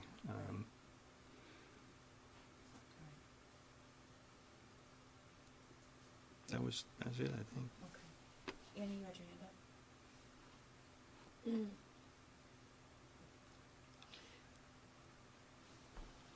up? My thoughts are very, they're flowing as we're talking, and I don't mean to speak against what Ken had said earlier, which I heard very well and I'm listening to, but the setup feels like it will take us down a path that is not harmonious, because the setup of I'm not feeling represented, all that stuff, and then creating a situation where it's 3 of this and 3 of that, and what Andy's saying, the complete legality of the 3 people who represent from outside the village and the people it could start to become more contentious than it needs to be, and I do feel that it could wake up things that aren't true any longer for who we are as a community, and that future possible divisiveness, and I'm not speaking, Ken, at all up to what you said before, hear you and I respect you, I'm just speaking to a flow of thought I'm having now, that concerns me, that future land where things are pitted like that, it concerns me that the whole concept of being one town gets it a little lost in that shuffle. Yes, and that concerns me deeply, and it concerns me that, we've been going through a 2.5 year long process of trying to work very hard In the other direction. and intentionally in the other direction, trying to move towards a unified community. Right. And it's not like the potential for what we're working on in merger dismisses the different areas of the town, because at the moment the draft plan is 2 residents from the village, 2 residents from the town outside the village on the future board, as well as 3 at large. So even though we're having these concerns, we would still be memorializing them in a future plan as it stands now if it didn't change. So I do feel that we are listening to folks who are feeling like they're not represented by changing the plan going forward and putting 2 people from each area on this new board. So the model that being suggested by the subcommittee is 2 voted in the same way that we're talking about now. 2 from outside the village, 2 from inside the village, as well as 3 at large. Correct. So that would address, it sounds like, all of the concerns that you have fairly 2 people voted for from outside the village, only from that portion, fairly 2 people from inside, and then the 3 at large can open that window to make sure that you get to vote for that person that lives in the other right, area. that lives somewhere else. And you have 5 representatives then. And you That's still have 5 representatives, right? Because you'll Right, have your 2 right, from right, your right. district, and then you'll have. So you, 3 and then you feel covered. Right, Because you right. got to choose it. Right. And keeping in mind that, there's been a lot of very different interpretations of the data from the survey about who wants at large, who wants district, and the combination and all that. When you look at the figures, there's a lot of people who want at large. There's a lot of people who want district. And what's being proposed is a compromise. And I really think that compromise is incredibly valuable and painful at the same time. And I really feel like we're already on the right track. And so I guess my message there is that we already are planning to have districts and at large in this plan going forward. So we've heard people say they don't feel represented, and we've trying to find a solution for it that Sure. works for everybody. Sure. And that's where we landed. So any other comments, concerns, questions from the board? Annie? I'm sorry to bring it up again. I want to make sure that Max and the public know that I didn't I don't think you were saying anything other than using the language that's been used for years. And I didn't mean to call you out as though you were being offensive, because you certainly were not. But I'll try to use the select board Sure. member. And also I realized I was subbing for you at the subcommittee where I learned about it, so you weren't even there when Andy shared the news, because I was you. I read all the info, though. Wow, that's great.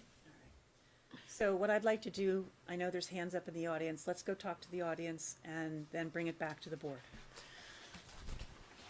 Vince? I have a little bit of confusion I'd like to clear up in my mind. I didn't educate myself enough about this, this proposed charter change. Does this basically make 2 wards, one inside the village and one outside the village, and then the representatives are voted at large? No. No. Our Okay. understanding is that there'd be 3 representatives from the village, 3 representatives from the town outside the village.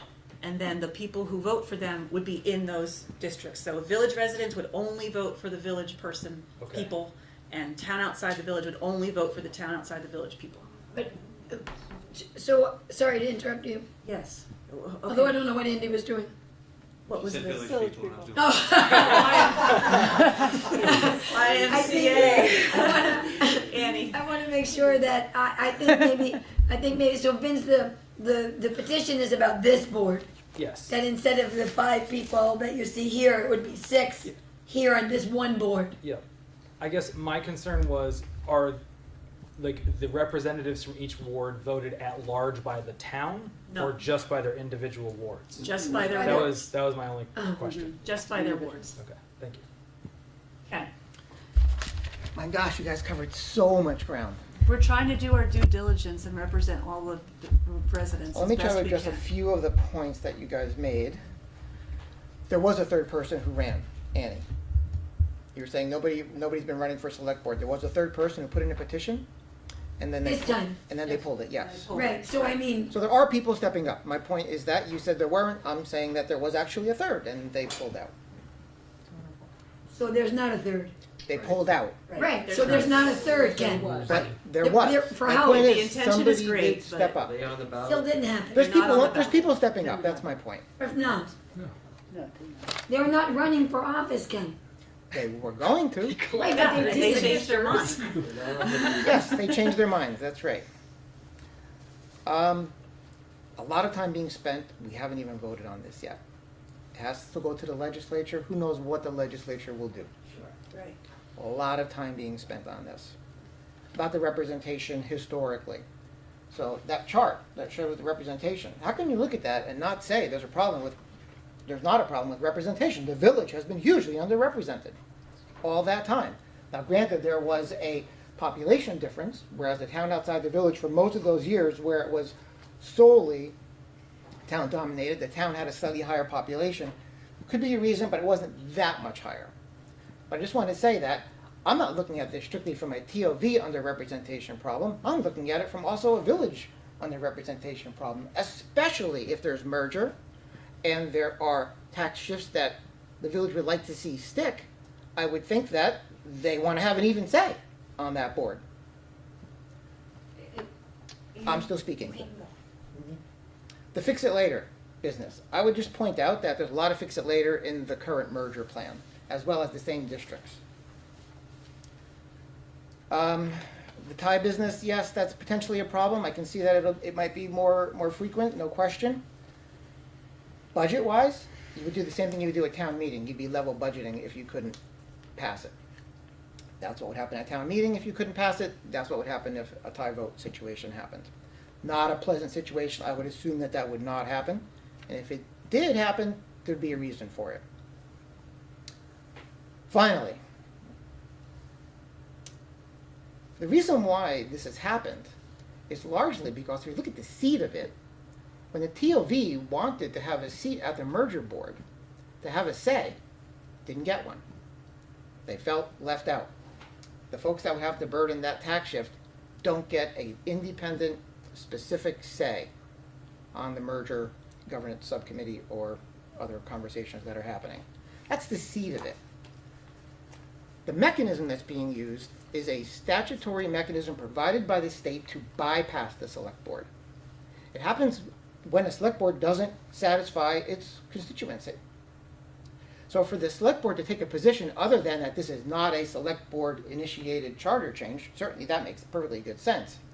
But if you take a position on something that was meant to allow the voters to bypass you, I'm not sure how that's going to look. When I'm knocking on doors and I say, this is not a select board initiated effort, this is a voter initiated effort by 1,000 people, I get knowing nods. So take a position. I probably shouldn't say this, but I'm not sure that's going to be a positive thing from your perspective. I think that's it. I'd love to answer any questions you have. And I'll just point out two things, if that's okay. Yes. Regarding your comment about concern for the village as well, I'm sure that's much appreciated. We did check with the clerk, and over the last 30 years, there haven't been any resident petitions seeking redress of issues regarding representation. So we did want to double check and make sure there hasn't been dissatisfaction expressed in the past. There hasn't. So just want to let you know about that. Appreciate that. The other comment is, on the governance subcommittee, there is town outside the village representation. Max Levy and Angie Watts live in the town outside the village. But they're at-large members from the board. They represent the entire town, Yes, not the TOV individually. That's a fine distinction that is Granted. also at the source of this entire situation, so we're gonna have to leave that and agree to disagree. One more point then I'll make, and I'll say goodnight. The comment about not having dissenting votes, it's an interesting point. Just a few meetings ago, I saw a dissenting opinion, but knowing that that opinion was in the minority, Pat went along with a decision that he had actually expressed an opinion about. He had expressed a preference for district-based government model, but he was in the majority. He went along with, was in the minority, went along with the majority. I would suggest that that's a convenient position for folks to say, to hold, because what good does it do you to vote a dissension when you know you're going to be in the minority? It just creates, that's a person that we don't want to talk to anymore. So I would just say that, when you look at the vote weight, give a grain of salt. I saw it for myself just a few meetings ago. Okay, thank you, Ken. Thank you. Anyone else want to share any comments? Margaret? Thanks. I still have major concerns about the representation. The new board that you're proposing with 2 from the town, the merger board, 2 from the town, 2 from the village, and 3 at large, could wind up with 5 from the village and 2 from the town. And yeah, they say they're representing the whole town, but it doesn't feel like that way if you're sitting on the outside. And I love that chart. I wish you would put up a chart that shows the residence of the members of the Prudential Committee as well. Because there are no members from the town outside the village on the Prudential Committee. Do you have Ever. the school board? No. Prudential Committee? There is no Prudential Committee anymore. Trustees. Village trustees, Oh. sorry. Well, Village that would be trustees. because the village is a municipality unto itself, and you can't run for Well, office in a yes, municipality where you and don't live. as a person who doesn't live in the village, I've always felt completely shut out from anything they do. You could have started your own village. It's easy, right? 30 houses? 30 houses. You're 30 We can't stop houses. you. We can't stop you. Working a Select board can't full-time job with 2 kids as a single parent, probably not gonna happen. But Thanks, Margaret. Irene, Irene Reyes, 15 Thrush Lane. we can't hear you at all. Okay, I'll stand up. Thank you. This is not the first year that more than the number of seats, this is not the first year we've had candidates drop out that have changed after the deadline, the number of people running for a seat. So I'm not sure what's going on behind the scenes, but there's a frequent over-application by people to run for the select board, and then petitions before the ballot goes to the printer are pulled back by people. So there is no shortage of candidates. I just want to give that context. It happens frequently. Can I please ask you a clarifying statement while you're in this statement? Yeah.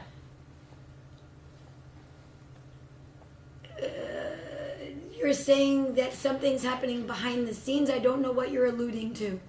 Nothing. People change their minds. People's minds are changed. Oh, you're saying All kinds behind of the things scenes in happen. someone's life when they change their mind.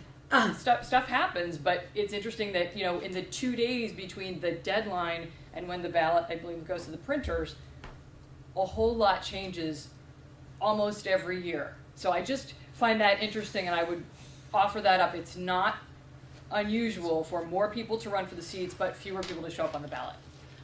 But I don't think you're running for the seat unless you're running for the seat. So until the vote occurs, If you collect 30 the ballot- signatures, you're running for office, as far as I'm concerned. If you collect signatures, you bring it to the town No, you're not clerk. running for office unless you're on the ballot. you run for office. Then you're running for office. If you're not on the ballot, you're not running for office. Okay. Then we should just eliminate this idea of putting in a petition, I guess, because that is no reflection of who's actually on there on the ballot, in my experience.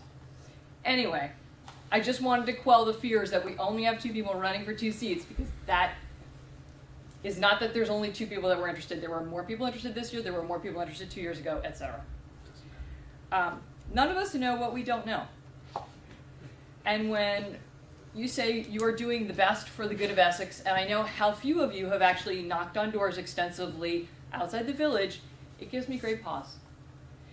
Until you immerse yourself in different parts of Essex and have extensive conversations with people there about all these issues on a regular basis, I'm not convinced that the greater good is being done as much as your intentions are pure.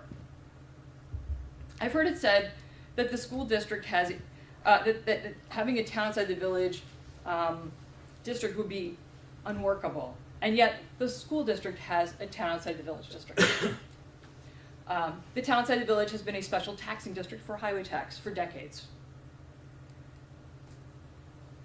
It's been said tonight that it's a not harmonious setup to have equal teams. I can't imagine anything more harmonious, because you actually have equal teams, a level playing field, and I think that's why the school board set it up that way. And I remember being told that it was set up that way so the diverse interests would be represented at the table appropriately, and that's what at least I was getting at when I put forth this petition.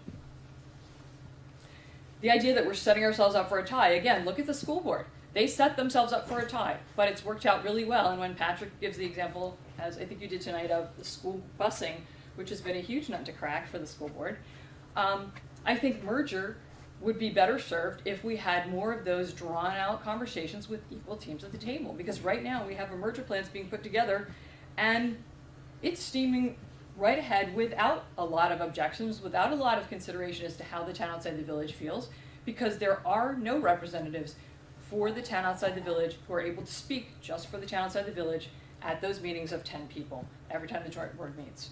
And in fact, every time the subcommittee meets. This particular petition is not a reaction to the current makeup of this board.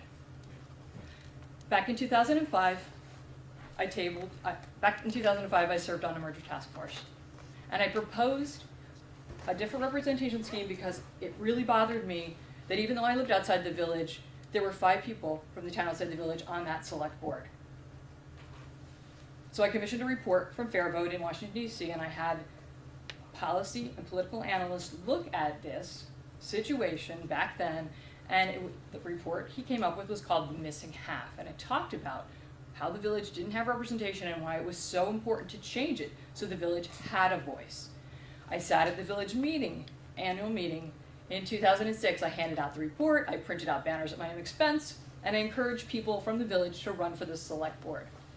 That was 15 years ago. Fast forward to 2018, when the select board was still a majority of town outside the village folks. I collected 300 signatures from people from across town asking that the select board look at the representation issues here and address them. So this is not a reaction to what's going on now. This is part of a long series of my looking at the representation here and understanding that until we all are equally represented, we're not going to make the best policies, and we are not going to be considering every voice that needs to be heard.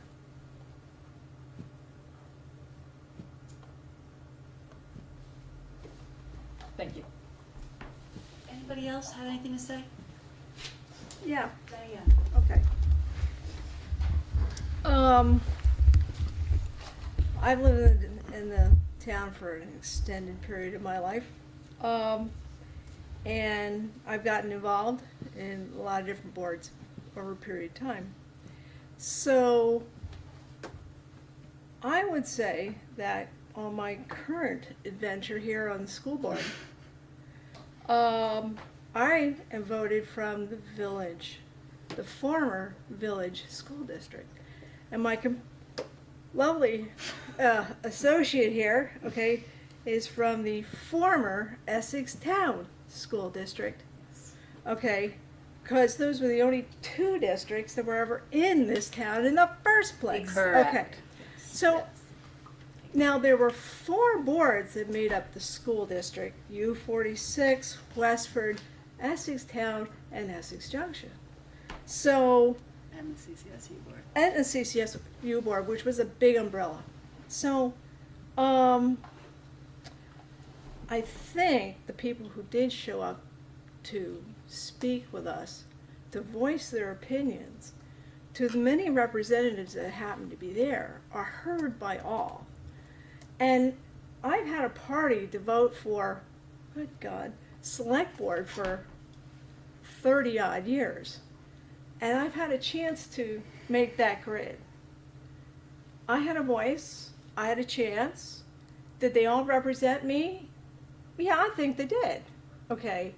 Did I have a chance to tell them what I thought, and would they have actually listened to what I was saying?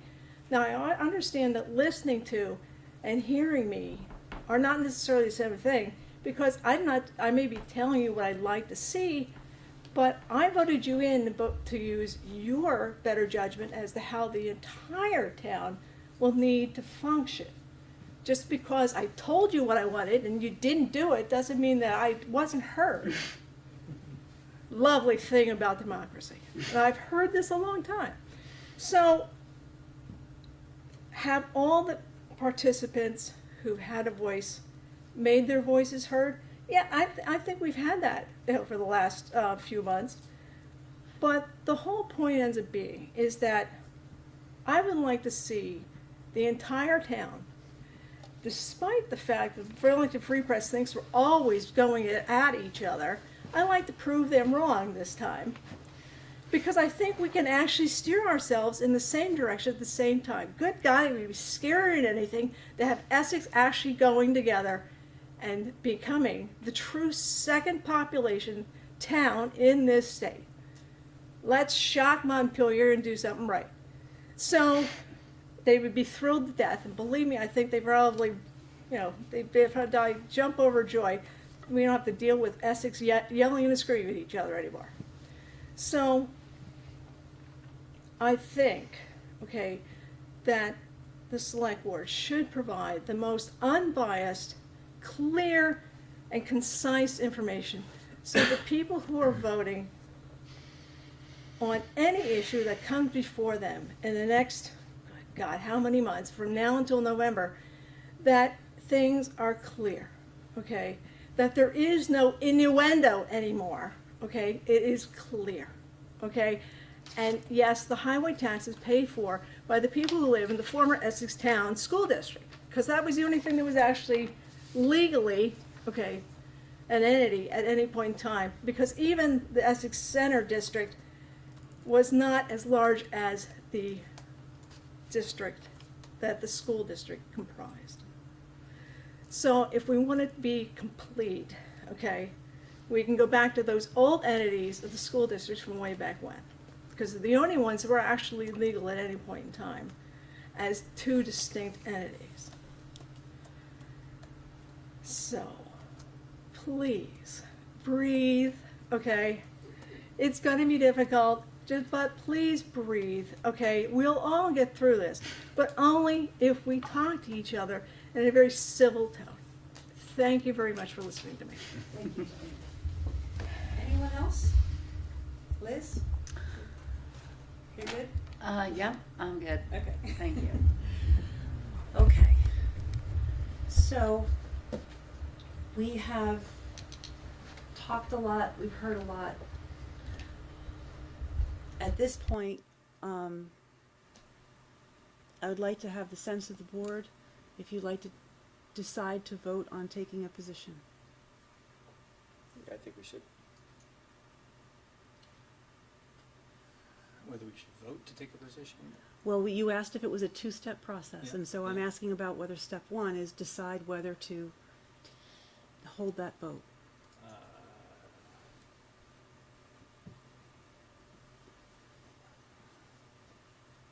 I'm confused. The alternative is no votes? No, Then I'm in favor of having a vote to say whether or not we're gonna have another vote. I feel like I'm at a restaurant waiting to see what someone's gonna order. I just wanna have clarity. Right, you had asked for a two-step process, and that's what I'm saying, should we start the first part of that process? Because if I say no, then that means Should we we vote won't, on the does first, that mean yeah. we won't do the second one? No, that means that you think we shouldn't vote on that. Yeah, no, it's just my opinion. Yes, I understand that. Yes, I do think we should vote to take a position.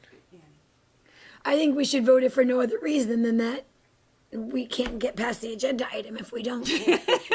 We have to. I don't think, you know what I mean? We have to. Got it. No? I would like to hear why Andy thinks we don't have to decide that. No, I mean, Well, are you shaking your head no at me for real or just being funny? Well, we have in the past, maybe not under this current leadership, we have in the past when there's agenda items on the agenda that we've decided not to make a position on, just moved on to the next item. Oh. I think that I feel it's important that we vote on it. Vote to whether or not. So, and I just want to preface that by saying thank you to all of you for bringing your sincere thoughts about this Article 5. It's a difficult conversation, and I want to thank you all for remembering your roles as representatives of everybody here in the town and making decisions with that in mind, as opposed to trying to please certain parts of the community or certain people. And I've been very impressed with how much effort and thought you have all put into this, and I really appreciate it. I just want to thank you. And I want to thank the staff also for the enormous amount of support and help and research that has gone into this process. I just felt the need to get that out there. So I will make a motion. Let me figure out how to word this. Shall the select board take a vote on a position on Article 5? Is there a second? Or, excuse me, I'll make a motion to take a vote on Article 5. So, For the select board to take a position on it. for the select board to take a position. Then So I'll- you're seconding I'll that. second that, sure. Any further discussion? All those in favor of taking a position on the Article 5, please say aye. Aye. Aye. Opposed? Nay. Thank you. So, that said, I just want to reiterate one more time, again, thank you for sharing your opinions. I heard a lot of concerns about whether this Article 5 decision will benefit the town or not benefit the town. And so, our job, we have to remember, is to do what we think is best for the entire community. So, that said, all those in favor of supporting Article 5, so if you are in favor of taking a position in support of Article 5, please say aye. Wait a minute. Pardon me.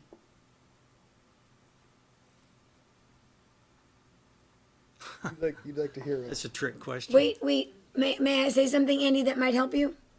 Because I feel, I've already been thinking to myself, oh man, it's hard to be Andy right now. Can I say something?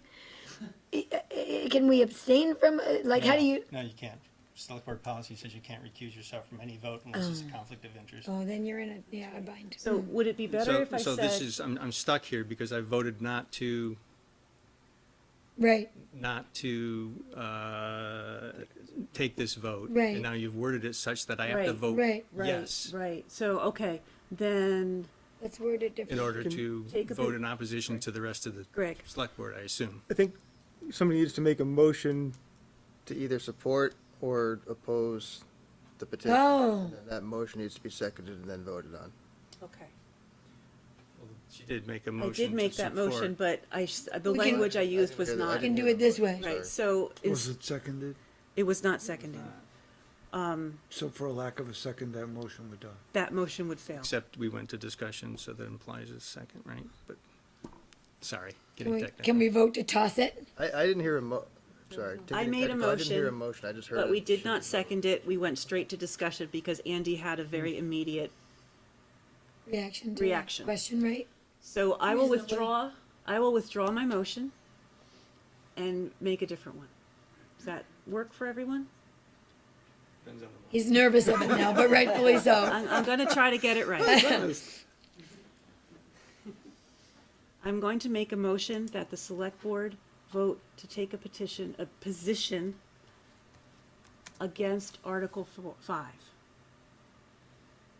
That doesn't work for you either. I don't like the language. May I?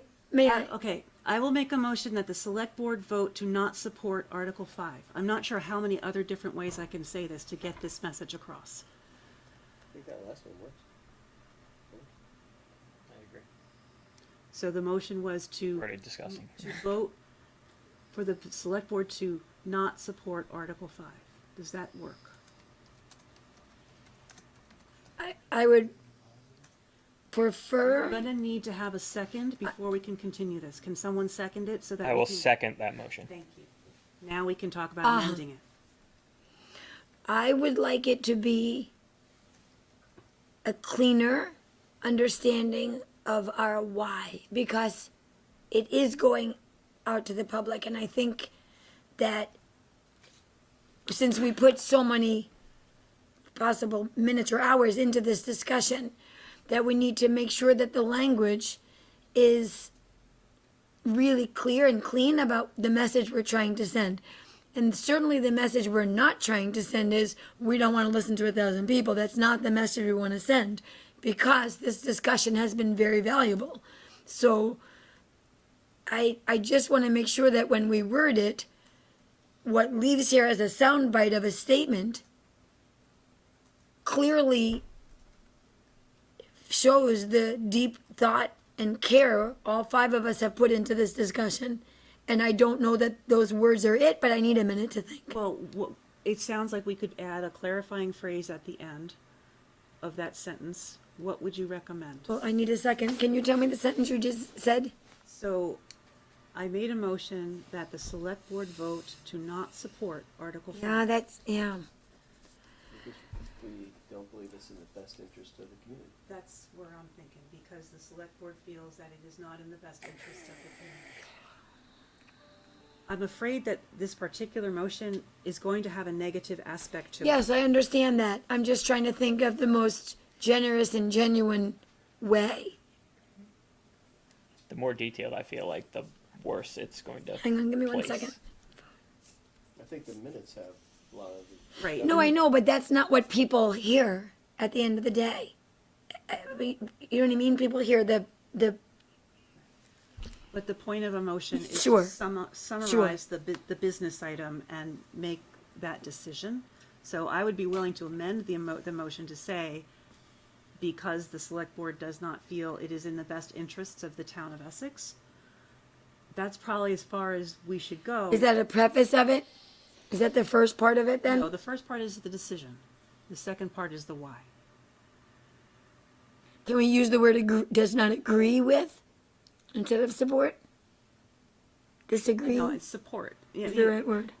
We are either deciding that we think this is a great idea for the town, everybody, you should go vote for it, or we do not think this is a great idea for the town. I just don't want to be hurtful towards the work and process that people have put in, and I'm nervous and shy of that piece. I'm not nervous or shy of stating my opinion about it. I just want to make sure it's the highest level of respect that we can give the hard work put in by the people presenting the petition.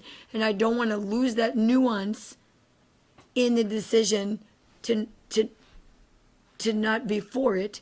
And I know that I'm asking a very ridiculously nuanced thing, but I just want to try a little bit more for a moment. I respect your desire to honor the feelings of the people who signed the petition. Yes. And I feel like our discussion this evening was very nuanced and did address that feeling of underrepresentation in a significant way. However, a motion and a vote is not something that Sure. we can put extensive language into, Sure. because we just need to state our decision. Sure. So, Point of order. yes. Isn't by Robert's rules, the general tendency is to put a motion in positive, so that when if, you know, if I say, you know, today is Tuesday, you can say yes or no. So that when the vote is happening Oh. and the motion fails, okay, it is failed because failing is the positive result. Okay. That's great. That was the initial intent of my first motion that I made, which the board did not want to make. So we're trying to work out the language on that. I would prefer to have the opposite, but we're trying not to be negative at this Sure, point. sure. Andy? So I realized after I thought about it, I should have let that first one stand, because if you had voted no for it, then you couldn't do anything. You could- No. Yeah. Because the vote was, the motion was posed, should the select board support? And if we voted no, that isn't a vote to say that the select board should oppose. Oh, Right. So that's, I think, where the all right, positive well then, aspect of the question is. you were right. That I should have let that one stand and then voted no, and then we couldn't have said anything, because we would have Does voted. the select board, does the So that, I think that's where, I think we're stuck in select the. board support? So What is the board's pleasure regarding this motion that's on the table at the moment? I would like to reframe your first concept, which I think was on the right track, but I would like to reword it, if I may, to say, instead of, do you want to say yes to it, raise your hand, to say, does the select board support? And then let those dogs fall where they do. Got it. With the board's consensus, I will withdraw the motion again, and we'll ask for Max's agreement, or no, that was Pat who seconded my motion. So I will withdraw the motion. Pat, are you okay with withdrawing the Yes. motion you seconded? Kathy, is that clear? I'm gonna listen to the.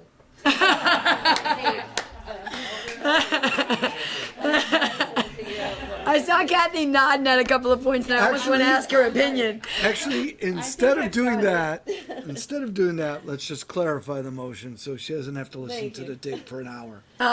So the clarification is, does the board support Article 5? Is that the question that we are comfortable asking? And if we vote no, that means we oppose Article 5. Correct. Wanna make And sure there's that's- no reasoning at the end. It's just, does Understood. the board support Article 5? Can we not, we can't add the reasoning to it then? I feel like the reasoning you talked about earlier, we can, as individuals, or, we can put the select board's vote, and then that's in the minutes, and then if we want to go to the reporter, if they want to take our individual, there's a mechanism for us to get that out into the community, but the here and now in the vote is not the time to do that. Correct. I agree. Andy, what are you thinking? I'm just stuck. Is this question not simple Oh, enough? no, I think that's appropriate, the way you have to word it, and then the news item says board doesn't support, fails to support. Correct. We didn't choose to not support it, we didn't choose, no. Right. Right. In the end, We didn't vote yes to If we not vote- support it. We right. voted Right. no to support it. And- So- Yeah, but I'm just trying to figure out where I'm gonna vote. okay, so My heart is with you, Andy. My heart is feeling for you. I'm going to make a motion. Does the board support Article 5? All those who say yes, please say aye. Did you get a second? Oh, excuse me, second. I need a second on that. Second. Thank you. The question is, does the board support Article 5? I'm writing this down so I don't get it wrong. If you support Article 5, you will say aye. If you do not support Article 5, you will say nay. So shall I call for a roll or a vote? How would you like to do this? You always do. So, Opportunity for discussion before the Yes, vote. of course. I voted against taking a position, and personally, I don't support. I'm in favor of continuing with the at-large, although I certainly understand the representation sentiment that is behind this. So I'm having I'm very conflicted with regard to how to vote for this, and if I could abstain, I would. So I'm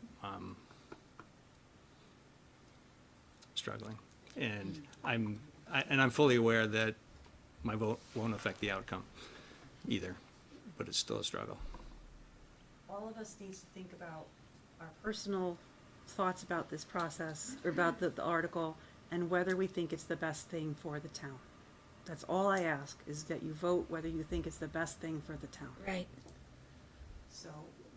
But I believe I'm elected to use my own judgment as well. Absolutely. So, this is tough. Yeah.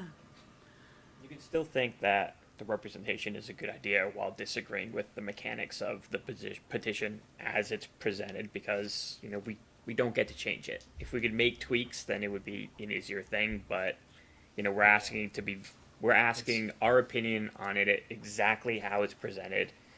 We can't make changes, and the citizens can't make changes at this point, and that's ultimately, you know, I think how we have to vote as a select board. Yeah, and I'm forced to vote on something that I voted against voting for.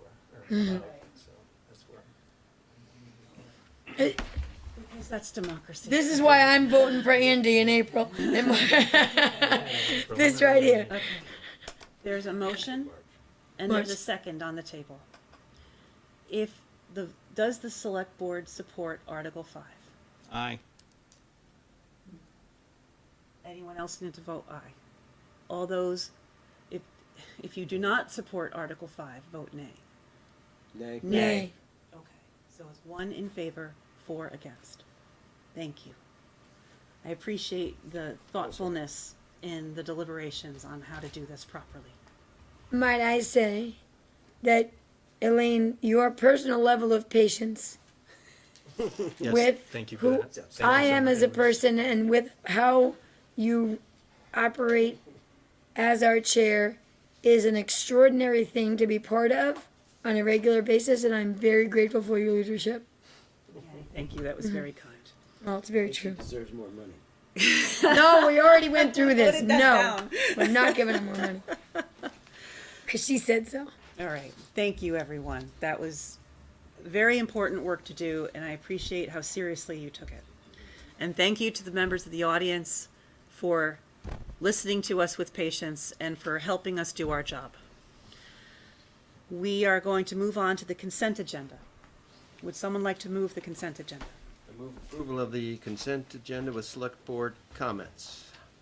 Is there a second? Second. Any further discussion about the consent agenda? Max?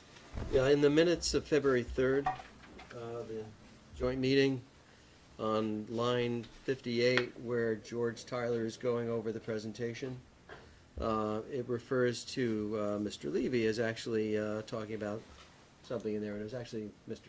Tyler. So if we could just change that, not real substantive. That's all I have. Any other questions, comments, or changes to the consent agenda? Andy, you had your hand up. Yeah, I think I pointed this out, that we haven't seen the January 27 minutes yet. Yeah, sorry, they weren't ready for the February 3rd, we missed them this time, so we'll get them into the next packet. Yes, Irene? There's an error in the minutes on line 179. Mr. Norton is approving of the proposed charter change, and it says not. So that needs to be changed. I checked with him today, I watched the video. He sent me an email. Thank you. Okay. Okay, thank you. Any other questions or comments about the consent agenda? Andy, you're all right? Oh, right, there's 2 sets of minutes, right. Okay. I'm fine. All those in favor of approving the consent agenda with changes, please say aye. Aye. Aye. Opposed? Okay. We are on to the reading file. Any board member comments? Max? Yes, on last Wednesday on the 12th, I attended the Rotary Service Above Self award banquet, and maybe we don't always appreciate the what the staff does. For example, Chief Cole he's our chief. He does that great, but he goes way above and beyond. There was a very touching story from a family that had a child with special needs, and the extra mile that Chief Cole went, along with the rest of the fire department, was bringing tears to people's eyes. Did they bring the truck to her house? Wasn't Yeah. that one of the things they Yeah, did? Yeah, very sick young lady, and it really made her day. And she's an honorary member, I think, of the fire department. Oh, that's awesome. So I'm just saying that the staff is outstanding, and I wanted to let you know that Charlie Cole really Thank you. exemplifies wonderful staff. We are very lucky to have Chief Cole and all of the folks who were honored at that Service Above Self, because that was all people in the Essex community being recognized for their contributions. services to the It's a community. wonderful, wonderful event. Anybody else have anything to share? I did get out to get my what's the best way of putting it, crash course into sewer allotments. And it was actually way more fascinating than I thought it was going to be. It actually is, isn't it? it really is. Like, I was surprised how interested it was. So, This is you know. fascinating. Was it Dennis? Yeah, Dennis and Aaron And were Aaron. both there. Yeah, so yeah, kudos to them for being able to like pull up the maps and explain it in a way that even I could understand. Very impressed. I wanted to thank you, Madam Chair, for the letter that you sent to our Essex reps in the legislature, along with the county senators as well, regarding municipal share of cannabis sales taxation. I think that was important for them to hear. There are some dueling proposals for how to tax cannabis and how to share the funds. And the League of Cities and Towns is lobbying heavily for some crumbs from that revenue for municipalities to deal with increased pressure on police, EMTs, and public services. So keep you posted. Yeah, thank you. Thank you. Andy?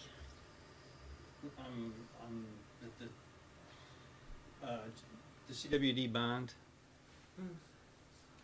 seemed to come out of nowhere, It was a surprise. and it's odd to me that everyone in the town gets to vote whether or not the people that are connected to the water system's rates go up. It just seems an odd way for that to work.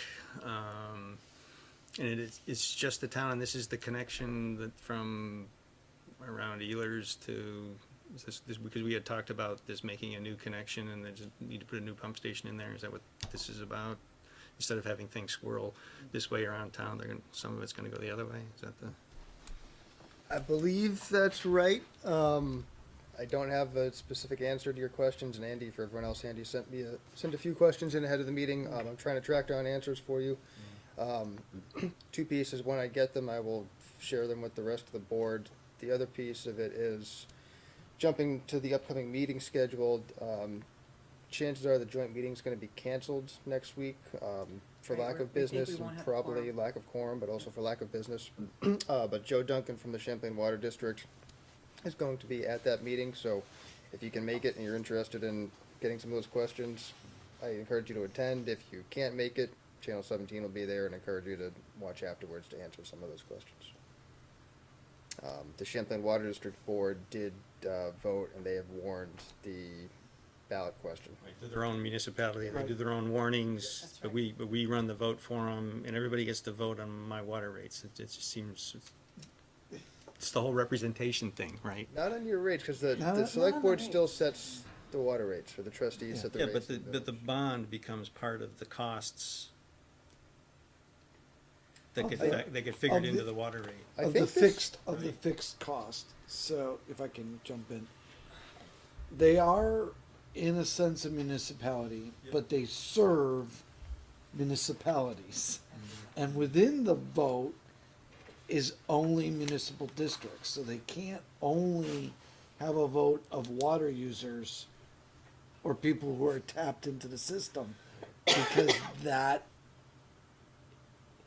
is part of the whole district, but not the entirety of the district of this municipality. Some people are on wells, Plus but they, also- but they, we can't not give them a ballot. We have no way of not giving them a ballot. Plus also the documentation that came with this stated that the water rates would not rise as a result of this bond, which I found unusual. No, because they have a debt that's being retired, and now a new debt. Okay, so it's not changing our rates. Although we That benefit helps. directly from this action. Yeah, and I think if Sarah was still here, she'd probably say, well, the town still owns the debt. Right. And so if suddenly nobody was buying water, we'd have to pay the debt anyway, kind of thing. That's So probably- continue that's to use probably the water, answer, that's, but, that's one lesson, continue to okay, use okay, water. okay. Not inappropriately, but. It is strange, but. And it's interesting, cause when we have the CW, when we have them here, they really didn't elaborate on this part of the bond. They didn't mention it, but they didn't elaborate. Can I comment on something else too? It's my understanding that at the event on Saturday, it was said that I wasn't there because I couldn't attend. And it was my understanding that we were kind of told not to attend, that it was specific. We never had this discussion. It was my understanding that specific select board members were intended to be there, and we're gonna keep it to a limited number, so and so, I'm just saying I didn't go because I thought I wasn't invited.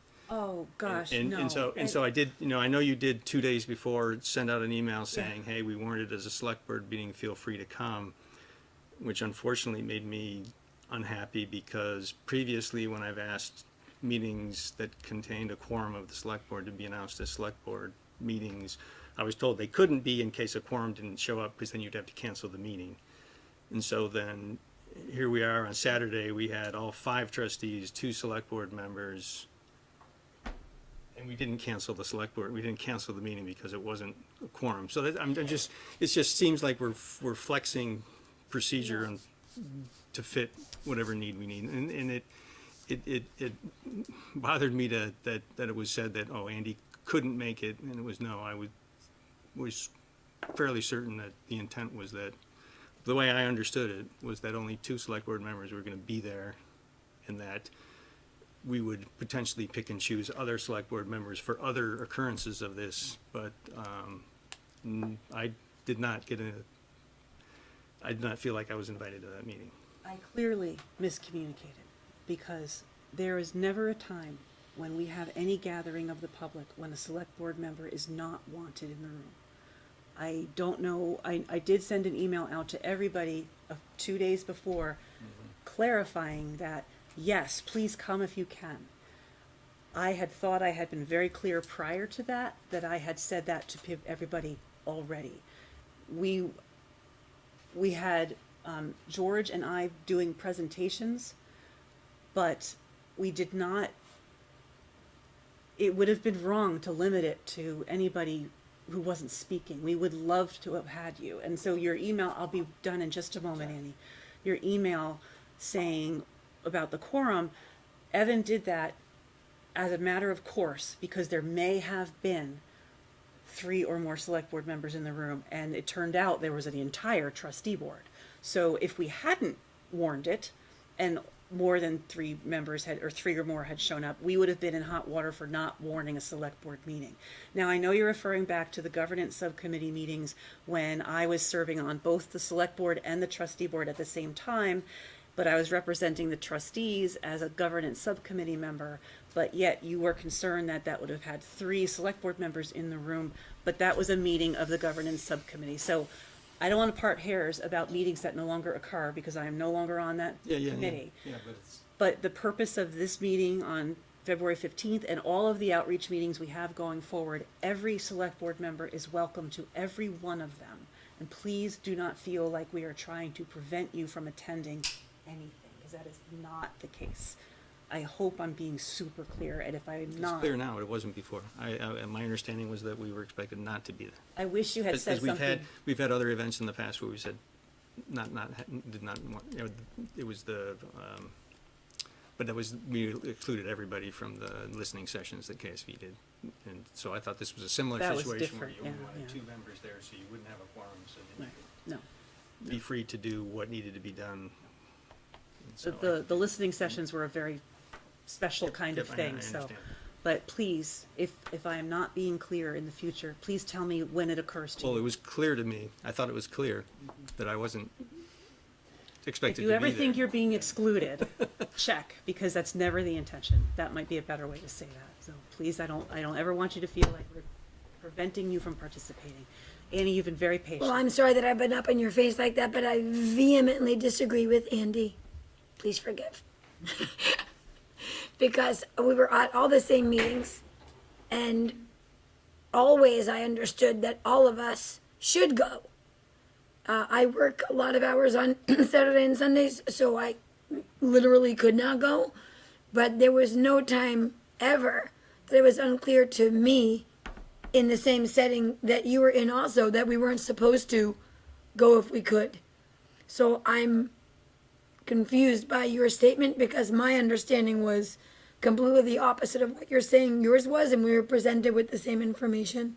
So my understanding was very clear that we were supposed to go if we could, but that we didn't have to since it was a weekend. So I think it was just that nobody wanted us to feel pressure to go on a Saturday, but it was very clear to me that I should go, that we should go. So I'm sorry that you had that interpretation, but I had the complete opposite one. Please forgive my rudeness in being so bold of a statement. Any other comments on the reading file? I just want to let everyone know so that we're probably going to cancel the joint meeting on February 25th, A, for lack of business, and B, for lack of quorum. And our next regular meeting is town meeting, March 2nd at the high school. We'll be having a delicious community supper. No menu. Pat, Oh, sorry. Audience comment. About She knows. yes. Thank you. I appreciate being reminded. We'll be having a community dinner at 6:30 with an all-new menu, thanks to the Gather at the Table menu, which we all sampled and thought was delicious. You're welcome. And I'm kidding. It's gone. the meeting will be at 7:30 in the high school auditorium, followed the next day by voting. Polls are open 7 to 7, Essex Middle, Essex High School. So I just wanted to get that out there. That is our next regular meeting. Andy. So I knew there were 3 things I wanted to bring up. And the third thing is we have a Q&A in here about the voter back petition that's written by, I assume, I don't know if it's by staff or by select board or Greg. Primarily, I Yep. borrowed from some other places. I know there's other information available in the community that the presenters of the petition have put together. Can that be included too, or is that, given our position of non-support, inappropriate? The Q&A is our interpretation of the questions residents might ask. The folks who have brought the petition are welcome to educate the public in any way they see fit, which they've been doing. And I'm sure there'll be copies handed out at town meeting. Any other questions, comments on the reading file? There was a hand on the reading file. I want to help per se, but on the Q&A, there's a number of errors or just omissions. Maybe you'd like to correct the Q&A that Andy was referring to. Item number 10. What happens if no one from the village runs for a village seat, or no one runs for the town outside the village runs for a town outside the village seat? Well, there's always write-in. I don't know if anybody knows it, but our current U.S. Senator from Alaska, Louisa Markowski, won a write-in campaign for her senator. So there's a very simple remedy when few people run through the normal channel, write-in. Somebody could be elected with 5 votes. It's 30, I think it's 30. Oh, is it gonna have 30? Okay, 30, thank you for that clarification. Is this something we need on petition? Same I criteria. think I'll let Irene pick up some of the other items, and if there's anything that she doesn't catch, I'll finish it up. Thanks, Ken. I would add that the procedure in number 10 is no different than it is now. if there aren't enough people running for the seats, so I would respectfully request that you delete number 10. Number 7 to me also seems like a question and answer that could be deleted.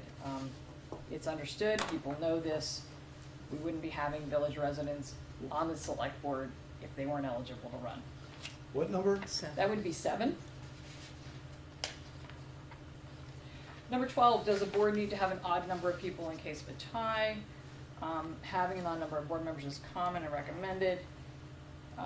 The second sentence could be deleted and you could point to Robert's Rules. Robert's Rules, again, this is something that goes into effect anytime an odd or even numbered board has a tie situation.